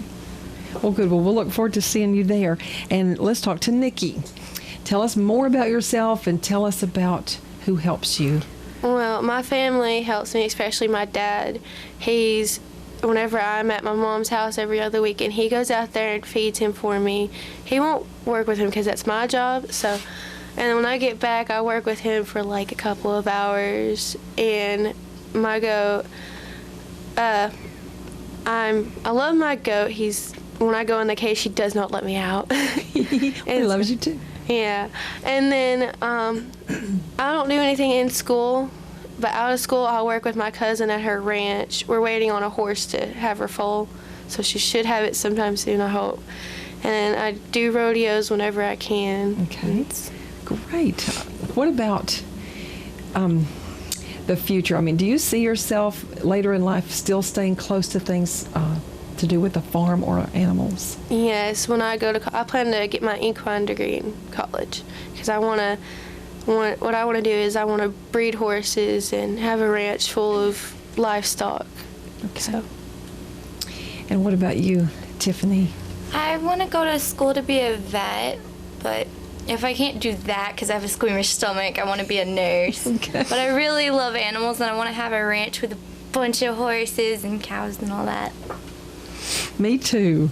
And what about you, Kaylee? A little bit more about... Well, I plan to stay with the livestock and everything. I don't want to leave that. That's what I've been doing since I was little. But in college, I'll do a little bit of volunteer work with the animals and stuff that I have to do. But after college, when I'm gonna be a pediatrician, hopefully, I'll have a little ranch and everything with a bunch of cows and everything. So I plan to stay in the cattle field. Okay. And so let me talk to the Lackey boys. Do you see a future of y'all staying kind of connected to agriculture? Maybe not as soon as I get out of high school because I'd like to become a firefighter, and maybe once I've become more financially stable, start getting back into it. But as far as right after high school, probably not. So you have an interest in becoming a firefighter? Yes, ma'am. Okay, and why is that, you think? I love doing it. I volunteer for Cumbie with my father, and just the feel of helping somebody out and not getting paid for it, it's awesome. Okay, Chris, what about you? Well, I'm probably gonna go to college. Well, I will. Okay. Determined he's going. I'm gonna probably go more along the lines of an engineer. Okay. But after I get out, stable job, probably open up a little farm. Okay. The Lady Cats soccer team scored 3 second-half goals to defeat Princeton 4-2 Monday night at Gerald Prim Stadium. The Lady Cats are now 1-1 in district play, and I talked with Lady Cats soccer coach Jesus De Leon on Tuesday morning. They came out yesterday, jumped out on an early lead. We came back, Adriana Ortiz, I think she's got like 12, 13 goals at this point. She pulled us back even, and then they went ahead again. And we went to halftime 2-1, and I was telling the girls that I felt like the goals that they scored were real, they took up opportunity of a couple of I call it a questionable call by the ref and then a deflection. And I told them that they were in the game and that, we just needed to keep doing what we're doing, that I wasn't really concerned.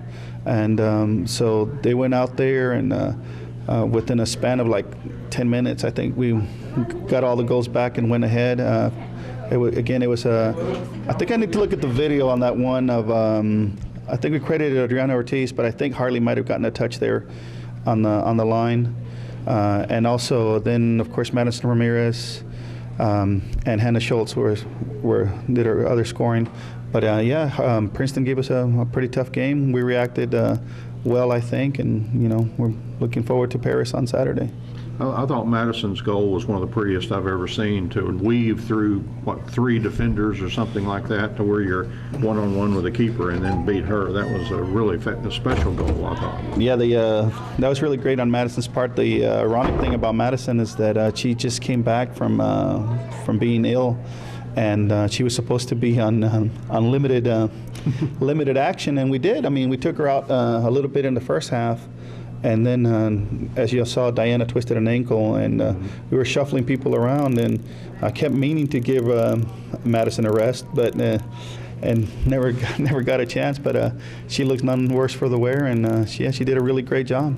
I thought the defense did very, very well. You mentioned the 2 goals under kind of different kind of circumstances, but all night long they seemed to really stifle Princeton's attack. Well, really, I think that even in the Greenville game, they played really well. The defense did. Like I said, unfortunately, when you play defense and you get it 98% right, that 2% can still come back to bite you, and that's what happened in the Greenville game. And in this game, but they played really well the whole game. I kept telling them on the video review how well they played, and then yesterday they just carried it on. And I don't believe that and the reason, and I say I credit to Princeton, but really in the second half, I don't really recall them having any major threats the rest of the second half, and that's credit to the midfield that settled down after Diana got injured, and also the defense just continued to play well as they have.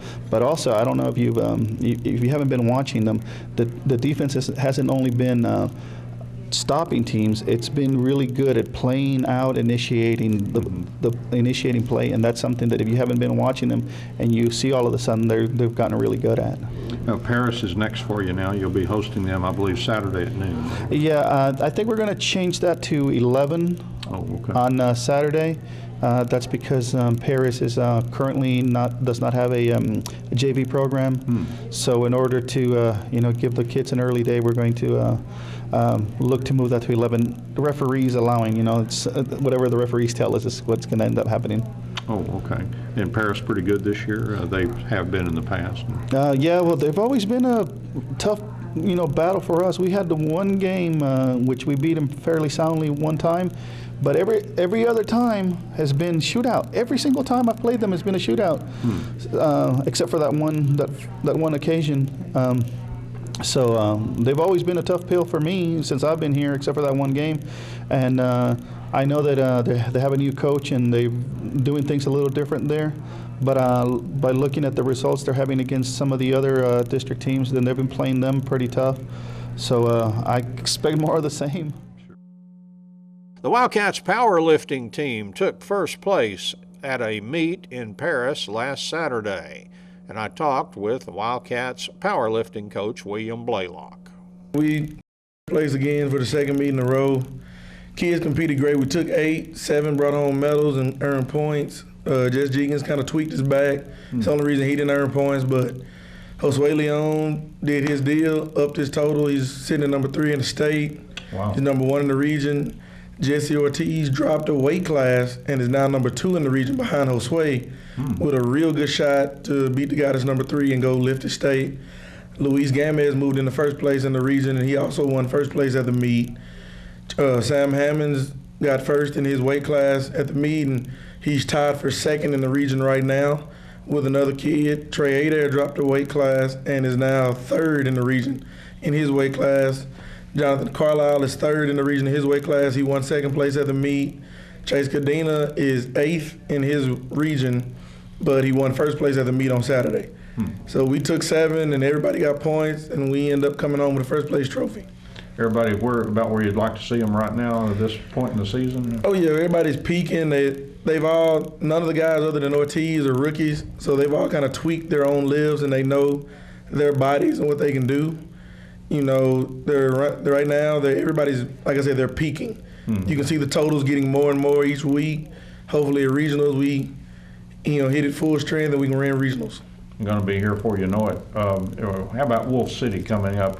What kind of meet will that be for you? It's a last chance meet, so there may not be a bunch of teams. There may be coaches bringing individual kids to see if they can qualify late.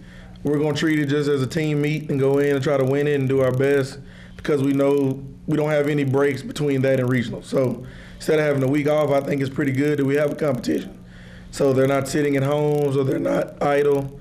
Instead, we can go warm up, lift, compete, hopefully win another first place trophy, and then go to regionals full speed.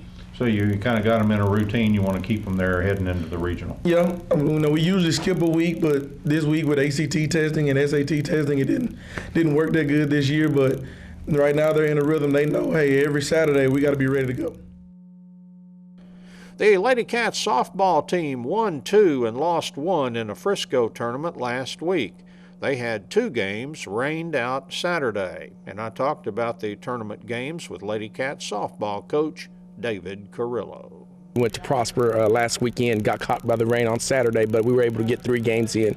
We won 2 of 3. We played Frisco and we were able to beat them. And then we lost a close game to Justin Northwest, and then we won our finale against Prosper, and then the rain came, and then that was pretty much it. But overall, as a team, we played really well. I was real pleased with our pitching. Defensively, is getting better, and our lineup, and we're kind of been putting kids in and out. And by the game 3, we had some kids kind of banged up a little bit, so it was a different lineup. But our kids, the ones that needed to go in there and come through, they did, and all the way from top to bottom of our lineup, we're playing really well right now. We do have some kids that are, like I said, a little banged up. Jaylee Avery, her shoulder is a little banged up, and then actually for today's game, Kiara Johnson is not feeling well, and she's sick and under the weather a little bit, so she's going to be held out. But it's still okay because it gives kids a great opportunity to step up. And like I said, we play 10 with 10 kids or 9 kids, but it takes all of us, and everybody has a role, and it's time for some, these other kids, have opportunity to step up as we have been doing this whole tournament. It'll be like that next weekend also with 6 games, pretty quick. So we expect kids to step up and then do what they have to do. Yeah, this is a good time to kind of see what everybody's got and make some decisions. You get into district play and then you're pretty set. Yes, as a coach, you're always thinking about roles. You're always thinking about situations and how can a girl help, how can we best help the girl fit for our team? And that's one of the things that I always look at. It doesn't matter what situation, what the score is, because, like I said, it takes all 12 of us to make a great team. And, this weekend's not going to be any different. We're playing 3 games on Thursday and 3 games on Saturday. So, and the teams that we're playing the next 7-game stretch is going to be a good test for us, because mostly all those teams are ranked teams in 3A or 4A. So it's going to be a good test for us. I was looking at it and I'm not going, whoa, but it's a good thing for us, because like I said, all we're doing, our goal is to get better by district and put the best team on the field that we can by district. Yeah, if you faced the big boys during the tournament, when you get into district play, maybe they don't look so big. Yes, and our girls, I think, understand that. That's one of the things about our program and our kids since I've been here, and it was like that before I got here. They understand that, district is the key. We get better. We see the giants. Let's see them right now, and then that way when district comes around, that it's not going to be anything surprising. And we have seen everything before, but I really believe that you get better as a program. Good teams, and that's what we plan on doing. That's what we've been doing, and I think our girls have stepped up and played well. North Lamar, 3A team, but they've proven in the past they've got a good program. Yes, they do have a great program. They were state champions a couple years ago in 3A, and this year this bunch is a senior bunch, and they have 2 really good pitchers, so it's going to be a test for us offensively. And Dixon, she's going to have to get on it today, because offensively they're just as powerful. That's News Notebook for today. Thank you for joining me. I'm Don Julian.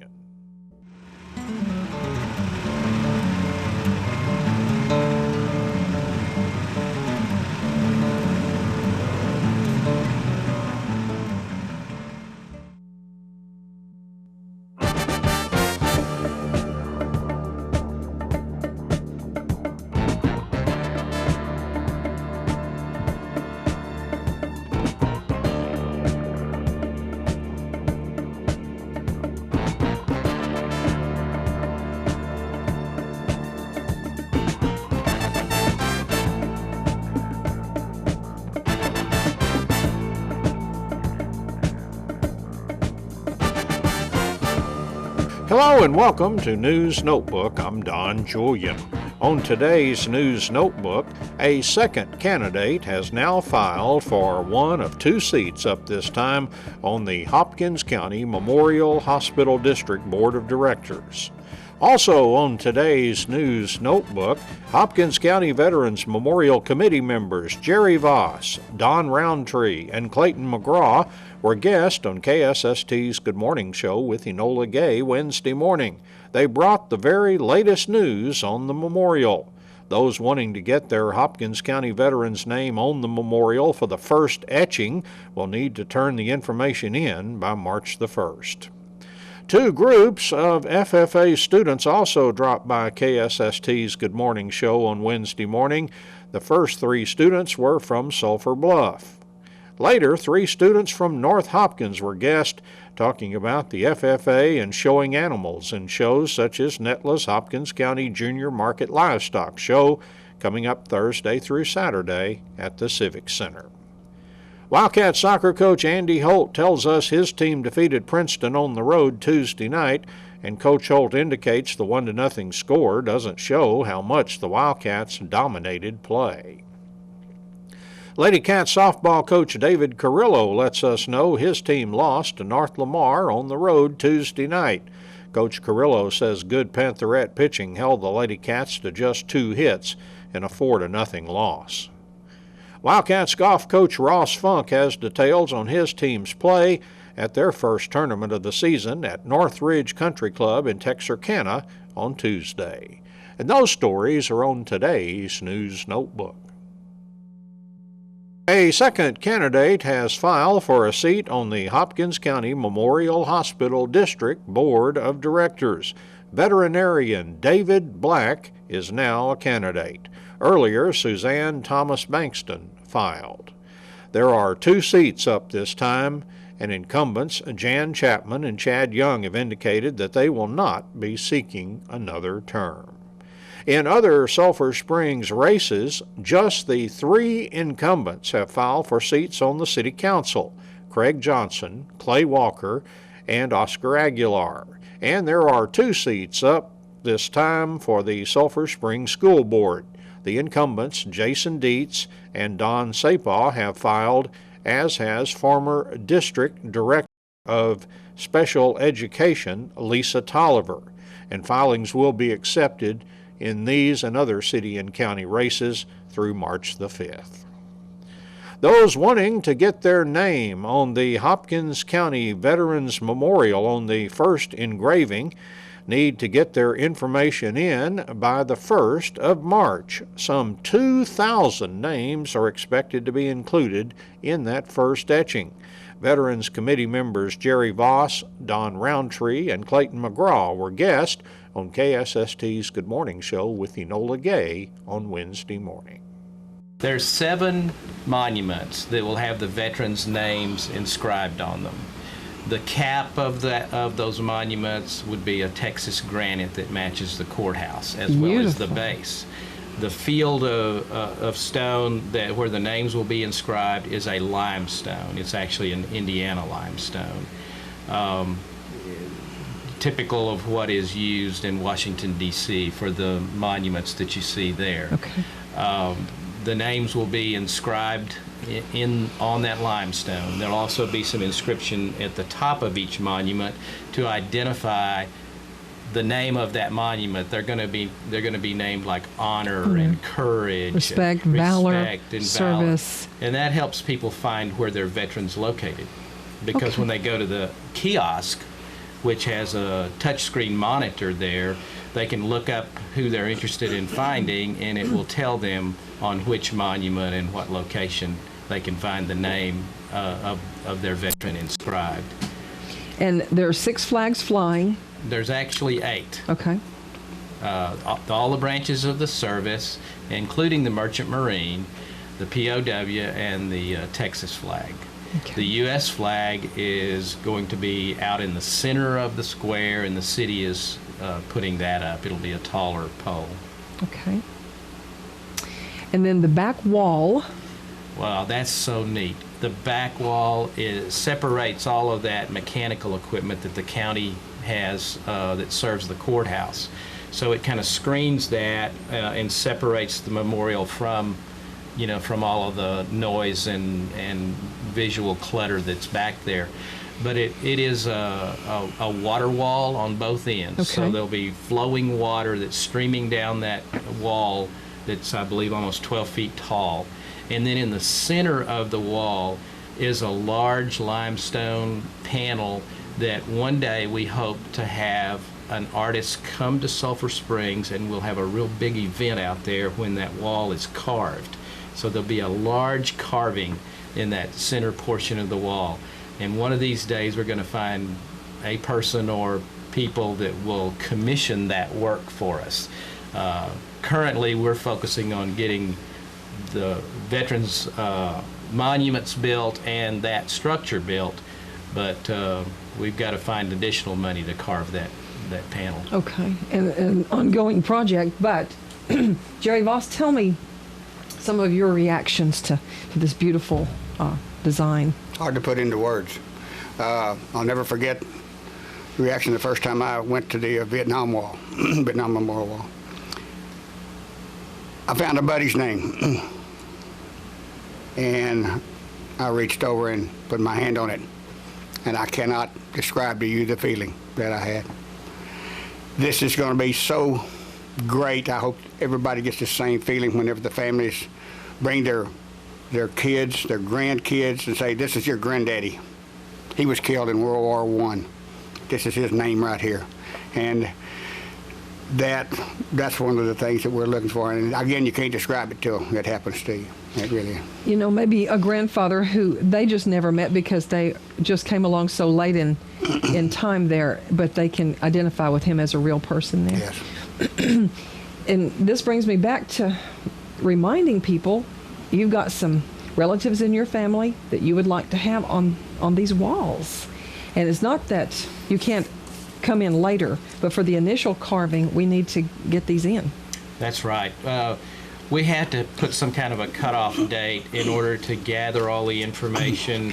And you just can't imagine how much work is involved in that. We've got several ladies that are working on that. Lisa Tolliver heads that committee up.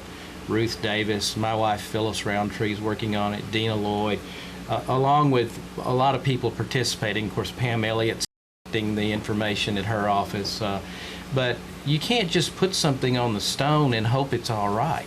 You've got to know that it's correct. So there is significant research and follow-up and proofing that has to be done. And Robert Carpenter has spent hours combing the county cemeteries looking for veterans that are buried in the county cemeteries. But we think there'll be about a little over 2,000 names in this first engraving. This is an ongoing project, though, so people need to keep bringing us information and come by and sponsor someone even after this 1st of March cutoff for the first engraving.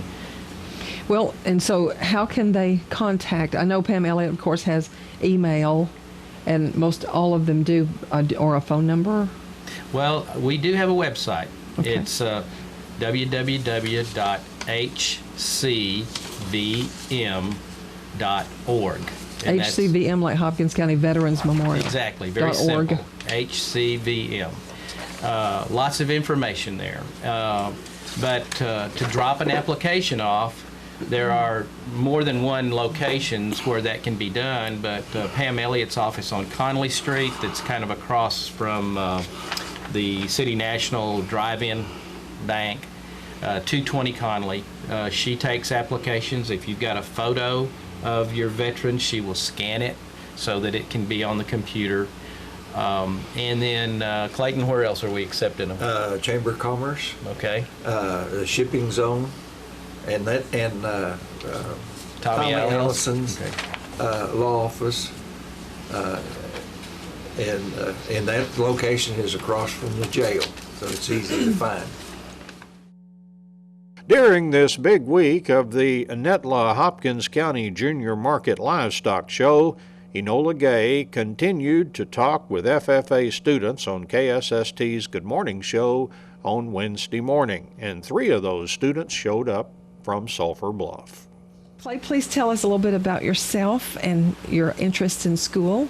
Well, I'm 17 years old. I'm a junior, and I've been interested in the feedlot programs and everything that I want to go to college at Clarendon for, and feeder steers. I've worked on the ranch for about 3 years now at Sulphur Bluff Ranch, and I've always been around cattle and horses. I love to rope and all that fun stuff with working with horses, horsemanship, and just learn how to be a cattleman really, and learn the agribusiness and applied economics. So the FFA program that you're in high school helps keep you in some of those interests. Yes, ma'am. Do you predict that this will be part of your future life too? I plan to go to Texas Tech and earn my agriculture and applied economics degree, and hopefully have a job somewhere and be an operations manager on a ranch one day. So I think it will help a lot. This is what we've been hearing, Mr. Rank, from the kids, that they hope to keep agriculture in their life later too. Let's go to Megan. Good morning, Megan. Good morning. You can bring that mic closer to you if you'd like to. Thanks for coming over this morning. And you are Vice President of Sulphur Bluff FFA. Yes, ma'am. Okay. And how long have you been associated with that? I've been in the FFA for 8 years, since the 3rd grade. I started in junior FFA, and I've worked my way up to a district office this year. I'm student advisor for the parish district, and I hope to continue that and be an area officer next year for Area 6. Okay. I am 16 years old. I'm a sophomore at the school, and I pretty much do anything that has FFA in it. I'm not showing this year, but I'm helping out as much as I possibly can through. So have you shown livestock before? I helped show goats last year and chickens, but as far as a project for myself, no, ma'am, I haven't had one. Okay, all right. And tell me about other things that you do in school and your hopes for after you graduate. As far as school goes, I do softball, I help out with the baseball. I do volleyball, basketball. I love to read. And as far as after, I plan on becoming a nurse and attending Baylor. I would love to be able to go to college there and get on with that nursing program. Okay, well, good. And let's go to Shelby. Shelby Williams, yes, Secretary of the Sulphur Bluff FFA. Yes, ma'am. Okay, and just tell us a little about yourself. I'm a sophomore. I've been in FFA for 8 years now. I show a Polled Hereford, and I'm showing her here at the county show, and then I'm going to Houston, and I showed in Tyler. And is this your first year to work with an animal like this? I helped my brother. This is my brother's last year's heifer's calf. Yeah. Okay. And I helped him all last year. I've showed goats since the 5th grade. I didn't show them last year though, but I helped out with chickens and goats and stuff. Okay. What about your hopes for future life after you graduate high school, and do you think you'll be able to keep close to agriculture? Yes, ma'am. I'm either wanting to be a RN or a vet, and I'm not really sure exactly, but I know I love doing vet tech stuff, and I don't know, I'm more leaning to vet this year because Mr. Rank has helped me a lot through the vet tech classes and everything. Well, just briefly to ask each of you, and you sort of touched on that, how has being in FFA helped you in school or just as a person? If you have anything that you'd like to add on that. It's really helped me get over my fear of speaking in front of people. Well, you're really good at it, I have to say. It's really helped me get more social, and I love talking to people, and you meet so many different people through the FFA, so it's really a big help in that. Okay. And Clay, give us something on that subject. Well, I think it's helped me a lot in speaking too. I ran for area office this past year, and I spoke too long. I got too carried away speaking, and I think also it's helped me just learn more about what I'm going for, and keeps me interested in everything. I keep learning new things every day about what I want to do, and it really just keeps my head in the game and knowing what I want to be when I'm out of school. Okay. And would you mind to tell us who your parents are? My parents are W.O. and Angie Mitchell. Okay. And Megan? My parents are Greg Coberly and Denise Coberly. Okay. My parents are Vanita Williams, Johnny Williams, and Kim Edge Williams. Okay. Thank you all for being here, and we will see you at and around the Natla Show. Thank you. 3 students from North Hopkins who will be participating in this week's Hopkins County Junior Market Livestock Show also dropped by KSST's Good Morning Show with Enola Gay on Wednesday morning. I'm Cody Crouch. Cody Crouch. And I show steers. Okay. My name's Blake Adams, and I show broilers. Okay, Blake. My name is Kelsey Buchanan, and I show broilers. Okay, great.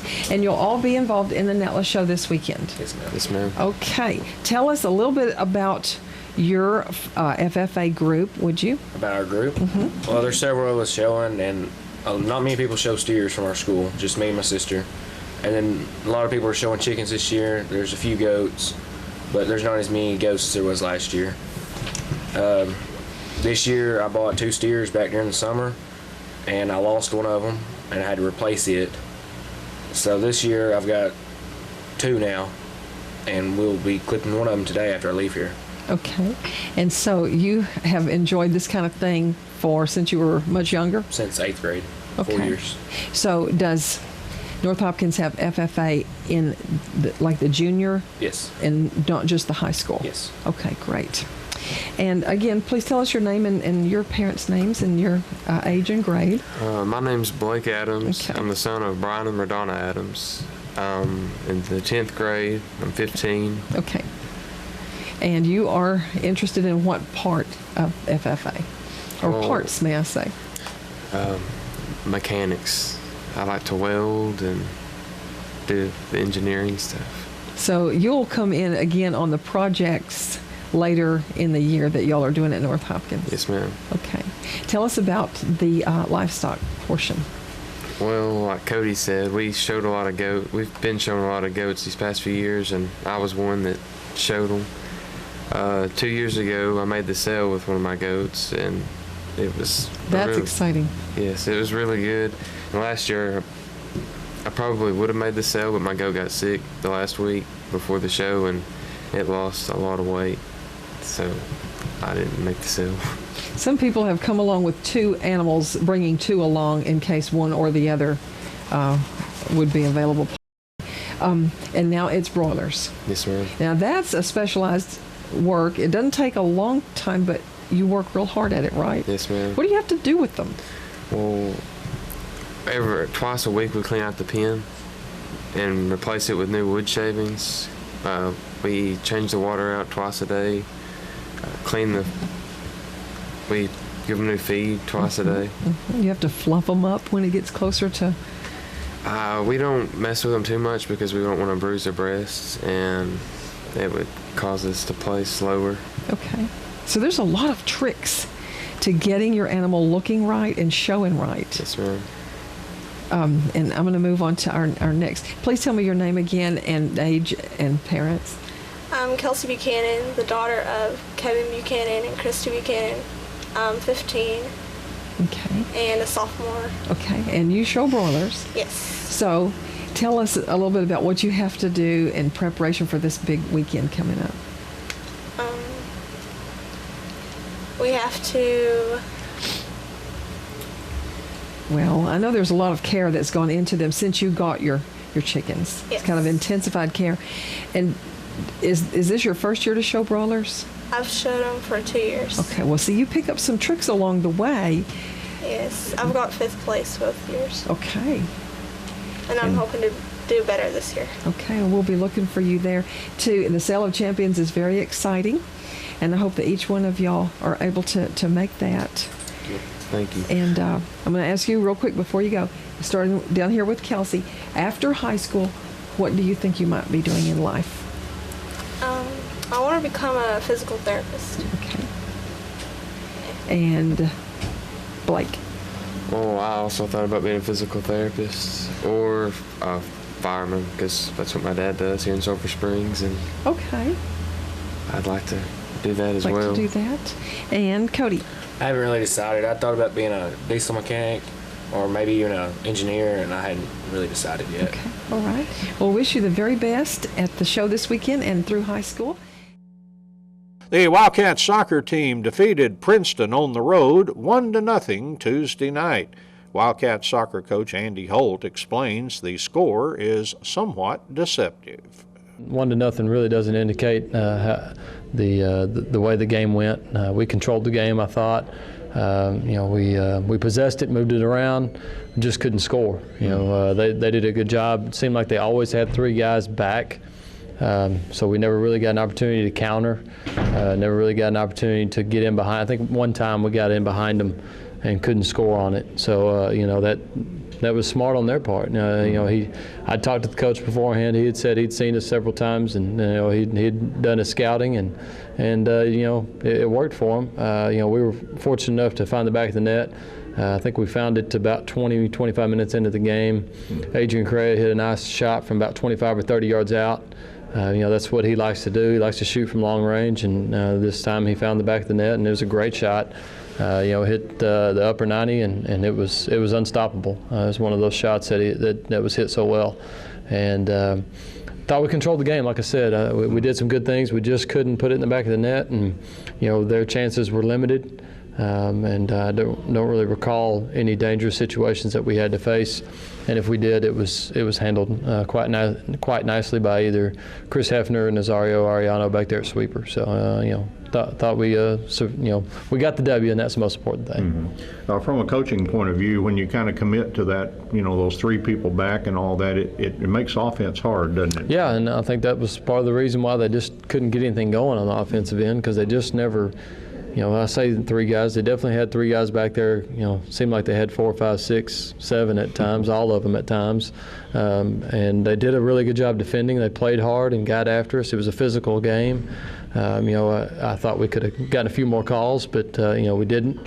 And we got to keep our composure. And I think we kept our composure and we kept playing. We didn't get in their kind of style of game, but we just never could find we hit the post late. Had an opportunity late to score as well that we hit wide, and we just had a couple opportunities that we just missed, and maybe the layoff hurt us. We didn't play on Saturday, and just maybe had something to do with it. But anyways, we did get the W, and that was the most important thing. And now we're 2-0 in district, and looking for the next 2 games, which are coming up quickly. Yeah, a quick turnaround for you with a Thursday night game, the makeup game with Commerce coming up. Yeah, we'll play tomorrow night against Commerce, 5:30 and 7:15, just kind of whenever the JV gets done. We'll play about 15 minutes after that, and then we'll play Paris on Friday. So we've got 2 matches in 2 days.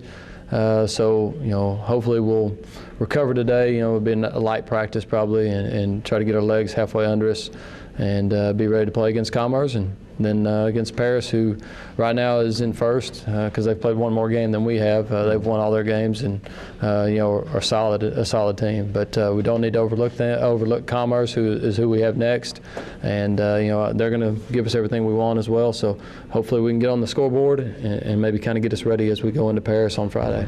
It's kind of like a tournament. You've had so many tournaments at 2 games in 2 days. You're kind of used to that stuff. Yeah, that's exactly what I told the kids. I said, we've got basically 3 games in 4 days, which, like you said, the tournaments, that's how you play them. But looking at it the other way, those other guys didn't have to do that. Paris is not having to do that, and even Commerce. But we'll be fine. Our legs should be good, and tomorrow night, hopefully we can jump on them early and maybe rest some of those guys, some of those key starters that need to play against Paris. But we'll just hopefully go out and play well and put the ball in the back of the net.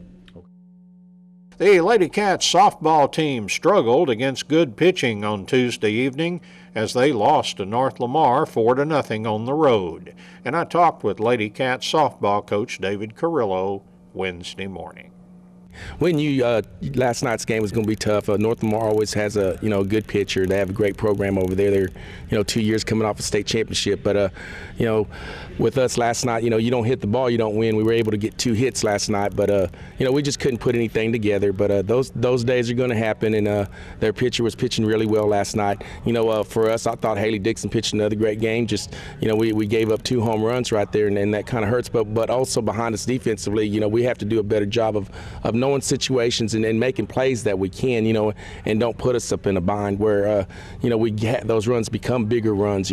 I felt really good about the game. We were down 1-0 going into, I think, the fifth inning, and we just made some situational mistakes that we just can't do. And then the wind kind of got out of ourselves, and those things again are going to happen. But I was not pleased with the way the score was, but I seen some good things last night. Katie Dugan made an outstanding play out in center field, unbelievable catch. I thought defensively overall as a whole we played well. We just need to be more aggressive at making the simple plays, and we're going to talk about it today and just work on our weaknesses in practice. And this is going to be a tough stretch for us, and I explained that to our kids that we are playing some great teams coming up, and that's good for us though, because the better teams you play, the better you're going to get. And when district comes around, we're not going to see those high caliber of teams all in a row like we're fixing to this time. So last night, would I like it to come a little bit better? Yes, but it was expected that they're going to be good. So and I feel like we're still good. We just need to be able to put everything together. It's a good time outside of district to work on the players' approach at the plate, and I know you saw way too many strikeouts, but that's the kind of thing where you concentrate on putting the ball in play, that this is a good time to work on. Yes, and those are things, like I said, we go through a game and we see it, and then we try to work on our weaknesses in practice, and that's another great thing, practice. We play so much, you don't really have time to slow down enough to practice, but today we're going to get us a good workout in, and then again we're going to be playing in a 3-day stretch. We're playing 6 games, so I'm hopefully we can slow things down a little bit and talk about some things, and just explain what we need to, because of course you always work on your weaknesses, and that's what we're going to do today. 3 teams on Thursday. Do you remember who you play? I got 3 games. Okay, it's Lindale, who's another top-ranked team, and we scrimmaged them, and they have a really good pitcher and threw well against us in a scrimmage.